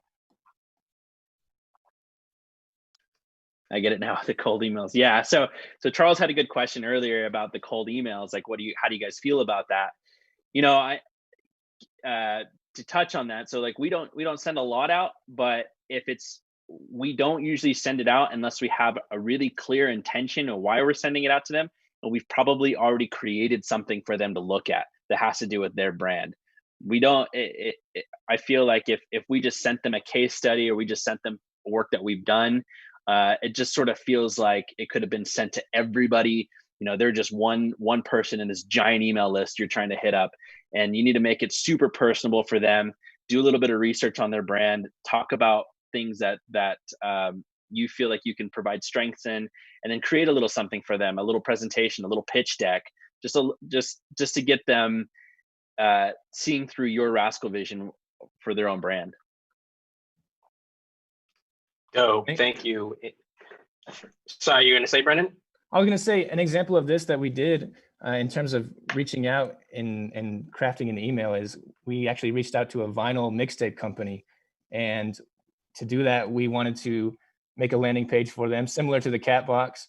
And our skill was making like our illustrations again and our web design skills. And then we are collaborating, and we want to work with this company because like they just are really cool in our eyes. So we actually collaborated with someone who's very good at copywriting and cold outreach. And we went through and researched the company, researched Vinyl Moon is actually who it is. And we went through this whole process of like, hey, we are a branding and web design company. We are going to create there you go. We have a passion for, thank you. So illustrated web designers, we would love to create a landing page because we're passionate about music and what you do as a product.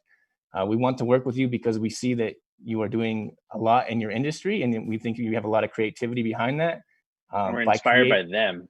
Yeah, like, and that's the thing. For that example, we told them that we were inspired by their own artwork that they put on their vinyls. So they felt like the hero. It's like, oh man, well, if these guys are really liking what we're doing, I feel like they understand who we are. And we're inspired by, like, their whole name is Vinyl Moon. So we're inspired by outer space. Like, we wanted to create a whole landing page experience where they're like surfing through the galaxy, looking at different vinyl records that they put out. And in doing so, we reached out to them and then we ended up getting connected, and we're working on the landing page right now. And who knows where that is going to lead in terms of work. But just taking this Rascal vision and this kind of Mad Lib setup, and I think using that as a foundation for your emails to reach out with is a good way to kind of put it all in one place right off the bat, so they know what you're contacted them for, and just let it roll from there. Awesome. So I want to get to some of the questions in here because I see it kind of building up a little bit. So Andre, I have them in another sheet, so I'll field them to you. You don't have to go in there. So you spoke about how, these creatives can talk more about, like, you basically articulated using this framework, how to use language to connect with agencies in a very, like, non-opportunistic kind of way. You're kind of creating things that you like, you enjoy, that sort of, represent your ethos, and hopefully connecting to a community or a company or an agency that represents the same sort of ethos. Now, the question is, how do you deal with, previous clients who sort of, like, you've had an engagement with but are ghosting? Are any of your clients ghosting you right now? So you mean like people that just stop talking to you after you finish their work? Okay. Yep. I mean, no, not really. I wouldn't say we're ghosted ever. I think the key to that is really like what I mentioned on sending them your accomplishments as you're working for other people beyond their project. Like, bring them into your circle of creativity with the work you're doing, so they can always be reminded, like, oh yeah, they do create dope shit. And so no, I think that's super important, right? Because it's like, don't just reach out. Yeah, don't reach out for an opportunity. Reach out to share something that you thought could be, pique their interest and inspire creativity, or motivate them, or keep them excited about, your craft and what you're up to. When we made that animated video, we sent that out and say, oh, look, we started doing animated videos, by the way, and just kind of let it at that. And I think too, it's like, not even just like if we have work to show them, we like to just reach out. I'll send a text message to one of them and just say, hey, how's life going? Like, especially during times right now, like, just checking in on their mental health and being there for them personally really helps them make you more, human in their eyes. You're not just this worker, this designer, this creative person. Like, you're actually a friend. You actually have their back during these times. Right. Because we stay in touch, for holidays and Christmas, etc. Birthdays. Yeah. Call them on the phone and sing them happy birthday on their birthday. Those little micro interactions go a long way. They really do. Yeah, they definitely called me on my birthday 2 days ago. And what really helps with that is when you start doing that, you get them to open up. Your past clients open up about what they're currently going through in their own company, and like what they're having to deal with, if they're having to work with a different creative for another segment, or and they start asking you for advice. Like, well, do you think this is a good way to go? And you start becoming this consultant. You position yourself as like their own personal go-to, and over time, like eventually you'll become the person they call for everything when it comes to your segment of business, where it's just like, hey, do you think this is a smart decision? What could you do with this opportunity? Do you feel like they're on the right track? And so like for us, like it's not about getting hired for the work. We have people come to us who've hired other agencies to do their brand guide and logo, and they literally send us the work, say, hey, what do you guys like? Do you think this is good? Just because it just over time, they feel like they could trust us, and giving them a true perspective. For sure. Same, like you're sort of becoming their, friend and thought leader for all things web design, illustration, and they're just the homie that is like a thought leader in their circle and in their world for that. Mm-hmm. Cool. Totally. So another question for you is, how have you stayed motivated to hustle during this pandemic? You guys seem to have a lot of energy and drive. And sorry, I should be like, Andre has 3 children. So not only are they like working on this, but they also have like children they're like raising. So, but yes, what are your perspective on that? My motivation is probably a little different from Brendan's, but I for those with kids, I look down and then I look up and suddenly it's been 3 hours, and you're like, holy cow, where did my time go? I've been ignoring my kids today because I've been trying to work, but I haven't. Has it been worth it? And so my motivation every day is like, you only have so much time. So to make every single part of it useful for where you're trying to go and where and the work that you're trying to do and the people you're trying to work with. So I think for me, it's just like, I'm not getting any younger. My kids aren't getting any younger. I need to hustle now so I can chill later. For me, it's all about collaboration and like pushing outside of what I normally do or what RADCAT normally does. It's all about like going out, being inspired and saying, oh man, this is really cool. I want to try and see what we can do by working with this person or with this other creative. Like, for example, the poster designs that we did. We didn't make any t-shirt designs up to that point, but we saw someone who was really talented and we said, oh man, I want to see what RADCAT would look like through this person's lens. And so then from there, my whole perspective changes, where I'm looking at every day as an opportunity to stretch in a different direction a little bit. So meeting new people, working with industries that are different than what we are used to, it's just about growth, really. And that's what gets me fired up.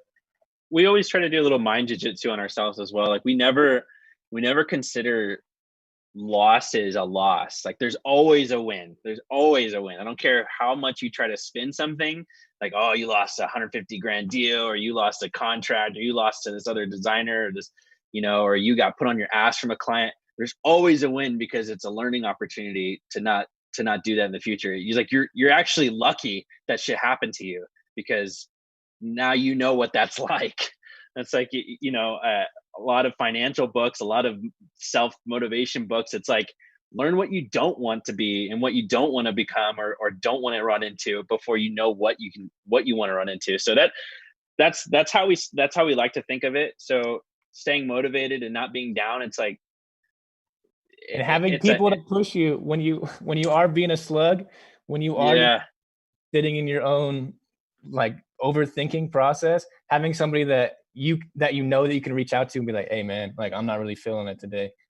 All right, well, who are those people in your lives who can like pump you up and give you a little bit of motivation, and you're like pushing back and forth to get to a better place, a higher place. Brennan and I, we call our office sometimes a safe hate space, because if we just had a hard day or just things are not aligning up right, it's like, let's just throw it all out there on the table and then have a scheduled time where we just like get it out and then just be done. You feel better. It's like, okay, it's on the table. Like most of the time, everyone else is thinking the same or going the exact same thing you are. So it is, things like this are good. Yeah. Thanks, y'all. A couple more questions. We're gonna do breakouts at 2:45 East Coast, so about 6 minutes. And a really great question came through, and I think this sort of, is the perfect segue from, how do I reach out to agencies? What if people aren't reaching back out to me? And so you guys have this brand, RADCAT, and you own the fuck out of your brand. It's bright, it's popping. You and I have, pitched on projects, and clients have been like, nah, they're too crazy and weird. We need more corporate, So how do you own your brand and not shy off corporate brands? What's your position on that? How do you be yourself? Okay, so so two questions in that, right? How do you be yourself? Then how do you reach out to agencies? By being yourself. Okay. It's a crapshoot. It's like we kind of have a pardon my French, but a fuck it mentality when it comes to that stuff. It's like either they love you or they don't, and if they love you, great. Then you were right about them all along. They're the kind of company you want to work with. If they don't, then it's like, whatever, brush it off. And that's the thing. It's like, you can't, all you have is yourself. Like Beth, she, running that huge team. Now she's just running herself, and her focus now is just all on her. That's all you have at the end of the day. When there's a freaking pandemic, I think that we know that more now than ever. So you have to just stick to your roots when it comes to who you're going after and presenting their work. Don't tailor, yes, I would recommend showing them related work. Don't show them a hodgepodge of shit that they don't care about. Really focus in on something that they want to look for. Research a bit of their previous campaigns or their previous work that they've done or previous collaborations, and curate something for them to look at that makes sense to them in their own vision. So I would say that's one of the things for us. Like, we have if you look at our site, like there's hardly any work on there, but we have a huge list of work that we have in an email. It's like, but we only send what's going to be relative to the person we're trying to connect with to that person. Like, here's another example of someone like you that we've worked with. And then dialing in that focus really helps them paint the picture of actually working with you and what that's going to look like. They see that you're focused. They see that if you're authentic and you're yourself in your work and you're not afraid to hold back, they're going to see that. They're going to see that through your messaging. They're going to see that in your style and approach and your artistry. And that's, I don't know, you got to feel good about your own self and your own style before doing that. And you got to feel confident. Like, if they don't like you, then fucking move on. Sorry. It's like, you don't have time to focus on that shit. You just got to go.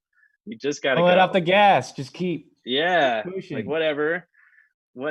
I think a big thing too is fear. Like, you don't let fear get in the way of what you want to say. For example, when we make proposals, like, we cut out a lot of shit that doesn't need to be in there because it just feels fluffy. Like, they don't want to read it, and we don't want to read it. We don't want to write it. So we just try and read between the lines and put it out there and say, look, this is what you're looking for. Here's the good part. Let's get to it. Let's have a conversation and move on. And if they don't like it, they don't like it. Proposals are a bitch, and I hate them. I honestly, we even trademarked the word fluffless because it's so, for us, it's like the person on the other end can see through the BS. They can see through all this fluffiness. Get to the point, what you're trying to do for them, how you're going to do it, and show them some breadth of what you've done in the past. And they'll draw the line. All you're trying to do is just start that conversation. You just want them to pick up the phone or email you back. You don't want them to, I feel fired up about it because we've gone through so many different proposals and things. It's like, it's so simple. It's so much more simple than people, they have the fear that it's not big enough. It's not saying enough. It's not, I'm not good enough. And it's just like, man, you're not gonna move forward if you don't put it out there and figure out if you're actually not good enough, or you're actually, if it's not worth their time. So one last question before we go into breakout sessions, and this is something fun and interesting because we have 80 something humans left on this call, and we are all different types of creatives, and we all different types of value add and capacities, and how did you two meet and know immediately that you guys were going to start this RADCAT thing? Because I've been working with you, again, Andre, for years. I remember when you were partnered up with your father, and that was your business partner, and then Brendan came, skyrocketing into the picture, and you guys just set ablaze, and you just went after it together. And this tenacity and this level of self-expression that we see today I've kind of just sort of see flame up. And, the question is how did you guys two meet and know that you guys were meant to be like a match made in heaven, collaborate at the level you are? Because some people are on this call may meet someone that they may collaborate with and make their next business partner or project run mate. I think I have the best explanation for this. So Andrea and I originally were working in the same building. I was working at a magazine and he was doing his marketing company. And right off the bat, like meeting with him, no idea was dumb. It was a yes and. Say, I would show him, because I have a journals. I just doodle and like put everything in there. I would show that to him. He'd say, "Oh, this is dope. You know what you could do with this? Blah, blah, blah, blah. Oh yeah, I see that." And then blah, blah, blah, blah. So it's like, he doesn't shut anything down. I don't shut anything down. It's more so taking it, looking at it, breaking it down and say, I'm going to put my perspective on this. I'm going to give my little flavor and then you're going to give your flavor. And then it's going to like bubble up into something that's great. Like you're going to make a delicious cake out of all these random ingredients, but it's all based on empathy. It's all understanding that like, look, I understand that you're talented. He understands that I am. And then from there, that's that safe space where it's like, all right, man, let's push each other. And it's going to be for the better. So if we need to tear each other down a little bit, that's all good. I would say for anyone in a partnership, the most important, there's two things that I would say are so key to a successful partnership is one, freaking honesty. You have to be honest all the fucking time. Like just be honest. If their work sucks that they showed you, you gotta, like Brendan said, yes and it and get it to there, right? And then two, learn from each other. Always learn from each other. Like don't and if you don't have those things, then that's what I feel like, because I had a partnership that didn't work out before, and I was never learning. I got to a point where I stopped learning from my dad, and it just felt like I was progressing beyond what he was capable of thinking, and so that's where it starts to deteriorate. So it's the improv thing totally. So Brendan and I actually did improv together for a while, and that really helped us communicate better to each other and That's practice awesome. that yes and. That's dope. I That's so recommend special. all creatives to do improv. Seriously, Yeah. like it'll just grow your mind as a person. Like step out of creativity for a second behind the computer or wherever the heck you're working. Jump into an improv class, be vulnerable, be silly, and don't hold back. Like that stuff it really helps with clients as well. Like you don't get afraid as much. You don't get balled up. You don't get in your shell of being who you are. You just roll either with like it. it or they don't. Roll with it. Yep. Turn into a dragon and fly off. Doesn't matter. Yeah. Love that. Gentlemen, thank you so much. The framework you introduced, the concepts that we've had over the past 30, 40 minutes. Honestly, guys, it's been crucial to my business. Like this is how I've operated, and you just put so much dope language around how we've grown the agency and sort of had this collaborative relationship that we've had over the number of years. So thank you guys so much for sharing the goods, being human, and just giving us a whole new perspective on how we can approach our hustle. So thank you so much, Andre and Brendan. And we're going to dive into the last part of our event, and that's the breakout sessions. Thanks, y'all. What the f is this?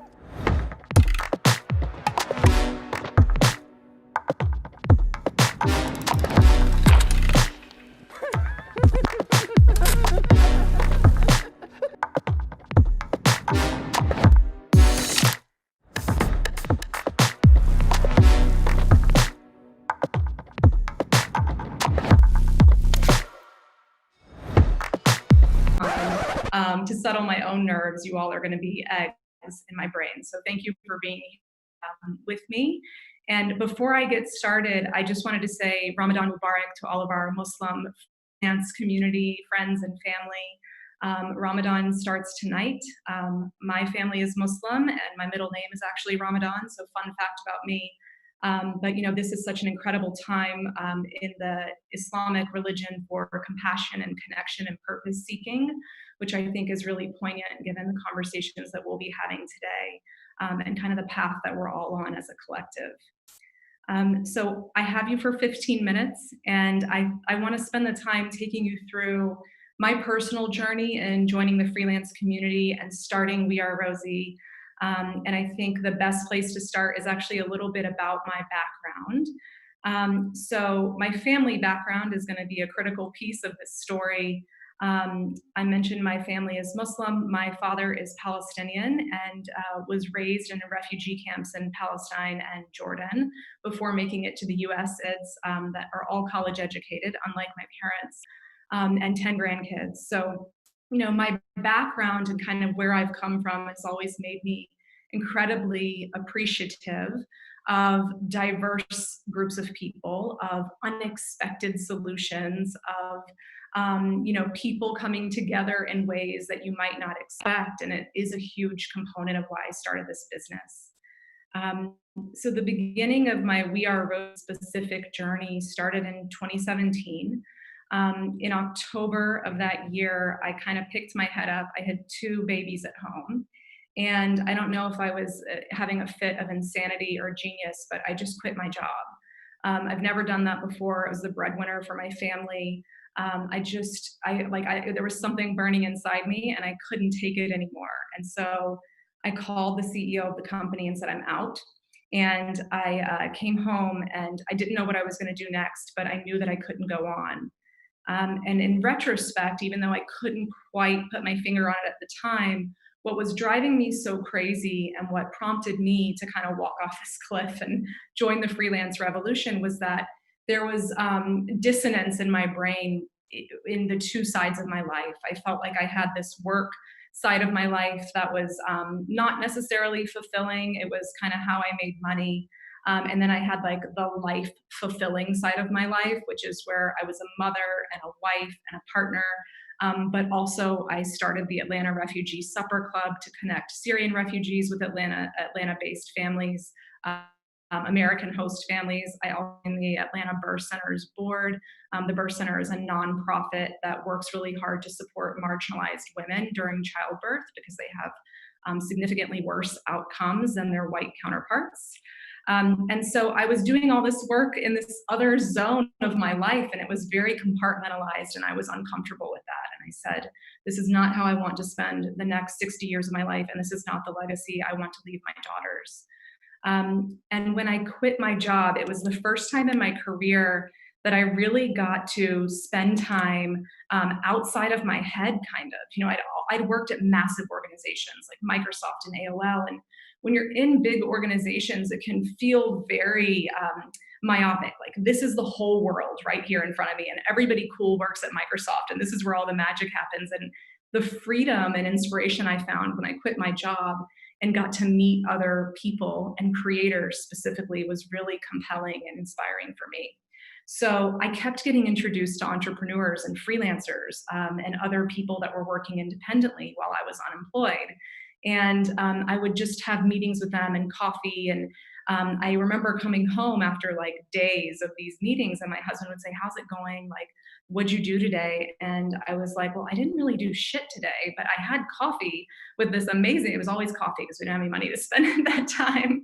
But I was like, I had coffee with these amazing people, or I met this incredible entrepreneur and they run their own strategy business, or they run their own creative business, or they're a former CMO that's working independently now. And I was like, these people are fucking awesome. And I was so jazzed. Like, I felt lit up in a way that I didn't feel in traditional work. And after days and weeks of these meetings, I kind of had my light bulb moment, which is, you know, I've spent the last 15 years curating relationships with the biggest brands in the world and with the marketers within those organizations, and the same with the biggest agencies in the world.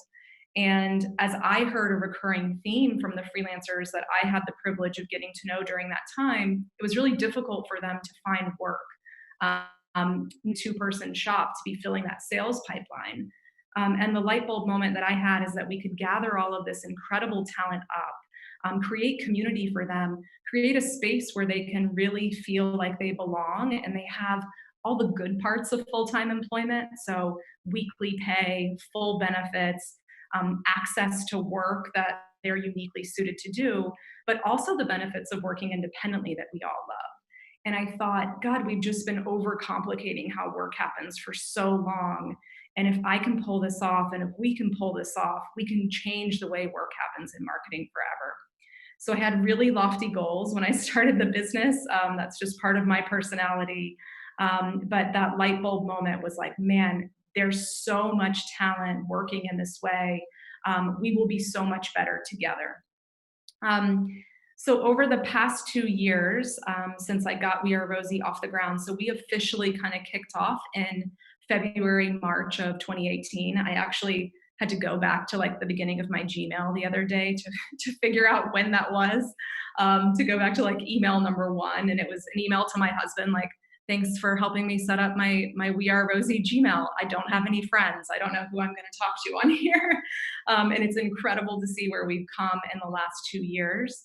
But, you know, I've seen some really cool trends along the way that certainly have influenced our success as a business, but speak to the massive opportunity that is laid at the feet of all of us working in this way. So the first thing I'll mention is that there is so much pent-up demand to work in a modern, flexible, freelance, independent, job share, you name it, just like anything that's outside of the traditional work paradigm kind of way.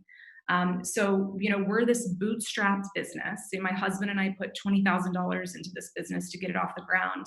We decided I had about 6 months to make something happen before I would have to go get a real job. Thank God, I'll never do that again. But you know, we got it going, and over 2 years had 4,500 marketers join friends because it all grew organically. We didn't have a marketing budget. We actually didn't even have a marketing team until the end of last year. And so the pent-up demand and the quality of people working in this way are really good signs, and they're really good tailwinds for all of us that are part of this freelance revolution. We see people, again, that have 20 years experience. We see people who are self-taught with 2 years of experience, and we put them on teams together and really create magic. So if there's ever been a moment to like draw a line in the sand and say, any preconceived notions you have about the quality of people working in the freelance capacity or their determination to make it work in this way, whether that's remote or independently, is something that the broader marketing industry is really required to recognize at this point. The other big trend that we've seen is the acceleration of project-based work. We were seeing this pre-COVID. I firmly believe that it's going to get accelerated at a really rapid clip post-COVID, and the conversations that I've been having with CMOs and agency CEOs really support that hypothesis.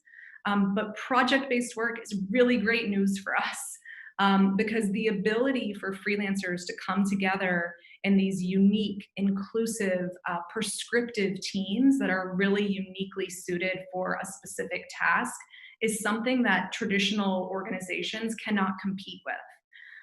And so this is really good news for all of us. It's a really incredible way for the freelance community to add value. There's a couple of things we need to do to make sure that businesses can access us and access the freelance community for those projects, and we'll talk about that in a minute.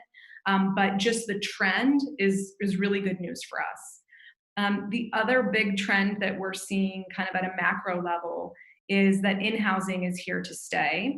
And kind of as a sub-headline there, the people who are responsible for the in-housing recognize they won't be successful without freelance talent. So we're hearing this kind of consistently across the board. We work with companies that are standing up or already have in-house creative or media organizations or both. And one of the really cool things is that, you know, the people that are doing the in-housing, they're kind of what I would call strategic rebels. People are not afraid to break the mold, to try something new. So they're good in that regard. Like they're already thinking outside of the box. But they also all really recognize the value and capabilities that freelancers can provide to an in-house agency organization. Everything from an innovative spirit to an entrepreneurial mindset to an outsider's mentality, niche expertise kind of as needed, and the ability for that organization to not get stale within perhaps a big brand. So that's another great trend and kind of tailwind that we're seeing for the freelance movement. The last thing, and I touched on this a little bit earlier, but tiger teams. So this is kind of what we've been calling Rosie teams, who come together specifically to tackle a certain project. So again, we often get a brief from a brand or an agency and have the great gift of going into our community of 4,500 people and pulling a team together that is diverse, that is thoughtful, that is prescriptive, and these people that are so uniquely suited for the work that they just knock it out of the park. And we have done a little over 200 projects in that way over the last 2 years, which is incredible. And the most meaningful thing that kind of the meaningful metric that I take from that is that we have 100% client retention. So we work with some of the biggest brands in the world. We work with 40 agencies as well. Every time they take a Rosie Tiger team to handle a project, they come back for more. And I'll say this is less about We Are Rosie than it is about the caliber of talent in the freelance community, because our teams deliver. The talent shows up, they're collaborative, they're thoughtful, they go above and beyond, and they're all kind of united by our desire to usher in this new era where freelance work is normalized and we're removing all the stigma around working in an independent way.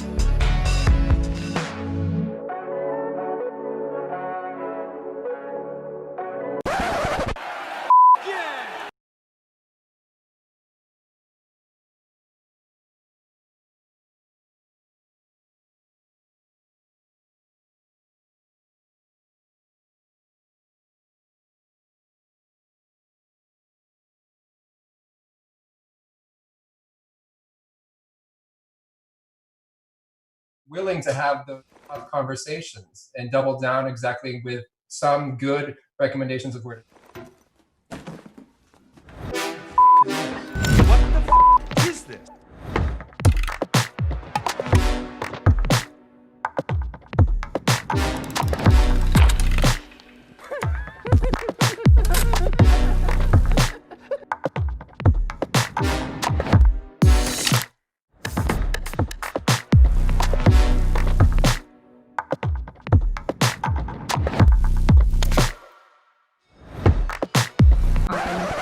To settle my own nerves, you all are going to be eggs in my brain. So thank you for being with me.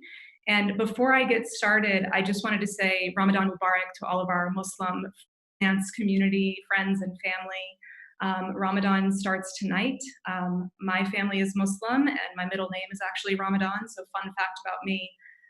But you know, this is such an incredible time in the Islamic religion for compassion and connection and purpose seeking, which I think is really poignant given the conversations that we'll be having today and kind of the path that we're all on as a collective.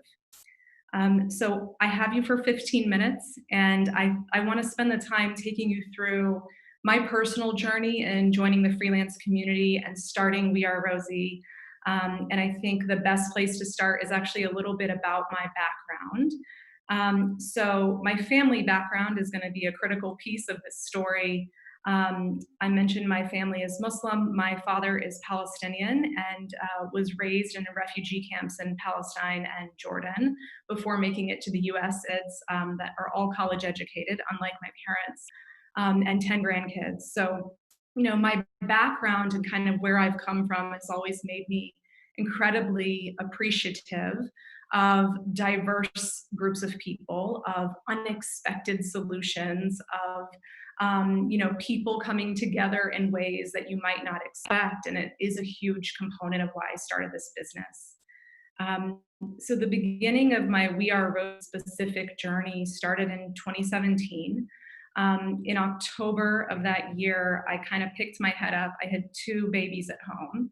And I don't know if I was having a fit of insanity or genius, but I just quit my job. I've never done that before. I was the breadwinner for my family. Everybody, I'm dancing with Anika right now, but y'all don't know this. Hey, ooh. What's up, y'all? Welcome back, welcome back. Jeff, what do you have on your head? Just a bandana? I'm the hero. Oh, you need a haircut? I need a haircut. Welcome back, everybody. Just FYI, if you guys did have a dope conversation and want to stay connected, please feel free to exchange information in the chat and stay connected. We also have the Facebook and LinkedIn groups. I don't know how many people are going to be coming back. Some people may be dipped off, but whatever. We don't need them anyway. I got to check in with our stream up. Yeah. Be Gucci. So we're live again on the stream and everyone's filtering back. The bandana keeps it tamed. So everyone, feel free to exchange information in the chat. You know, people have asked about, you know, can I have the chat after the meeting? Yes, we will save this chat once everyone leaves. And I don't know where I'm going to find it, but I'll figure out where to find this chat and I'll include it in the recap for y'all. But thank you so much again for being a part of another Freelancer Cyber Summit. And we're going to keep these things cooking. Steffi and I are dipping off to Germany and next week, actually. So we're going to be doing these from the Black Forest. Wish us luck traveling. I don't know what that looks like right now.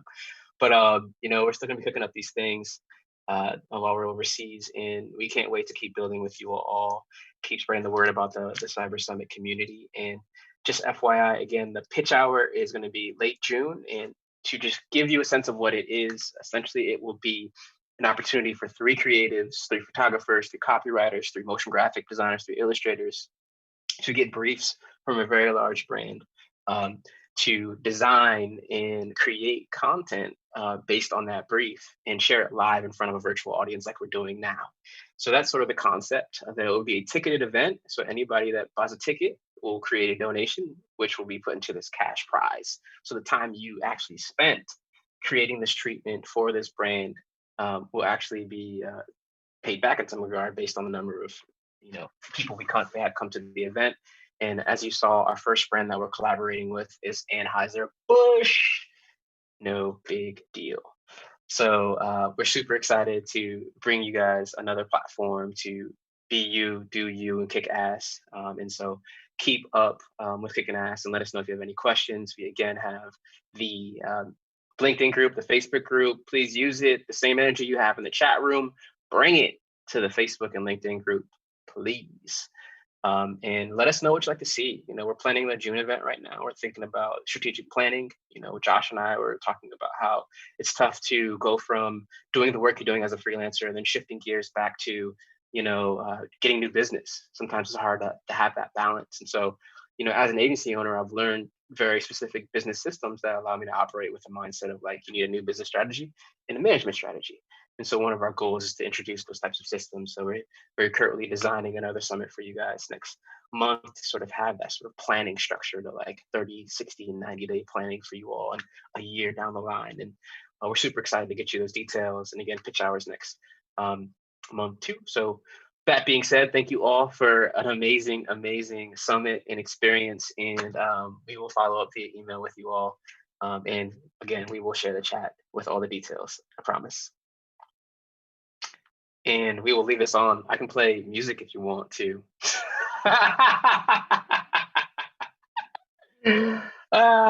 So we'll leave this on. Keep the chat popping off for a bit. I'm going to turn my video off. And thanks, Anika. I see your note. And I don't know, I'll play the intermission video again so you can see the pitch hour and some other things. We can cut the stream and we can keep grooving though over on the Zoom. So thanks, y'all.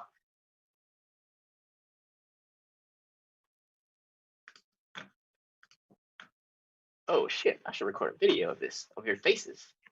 Oh, hold up, y'all. Let's do a screen share, screen grab of all your faces, a video screen grab.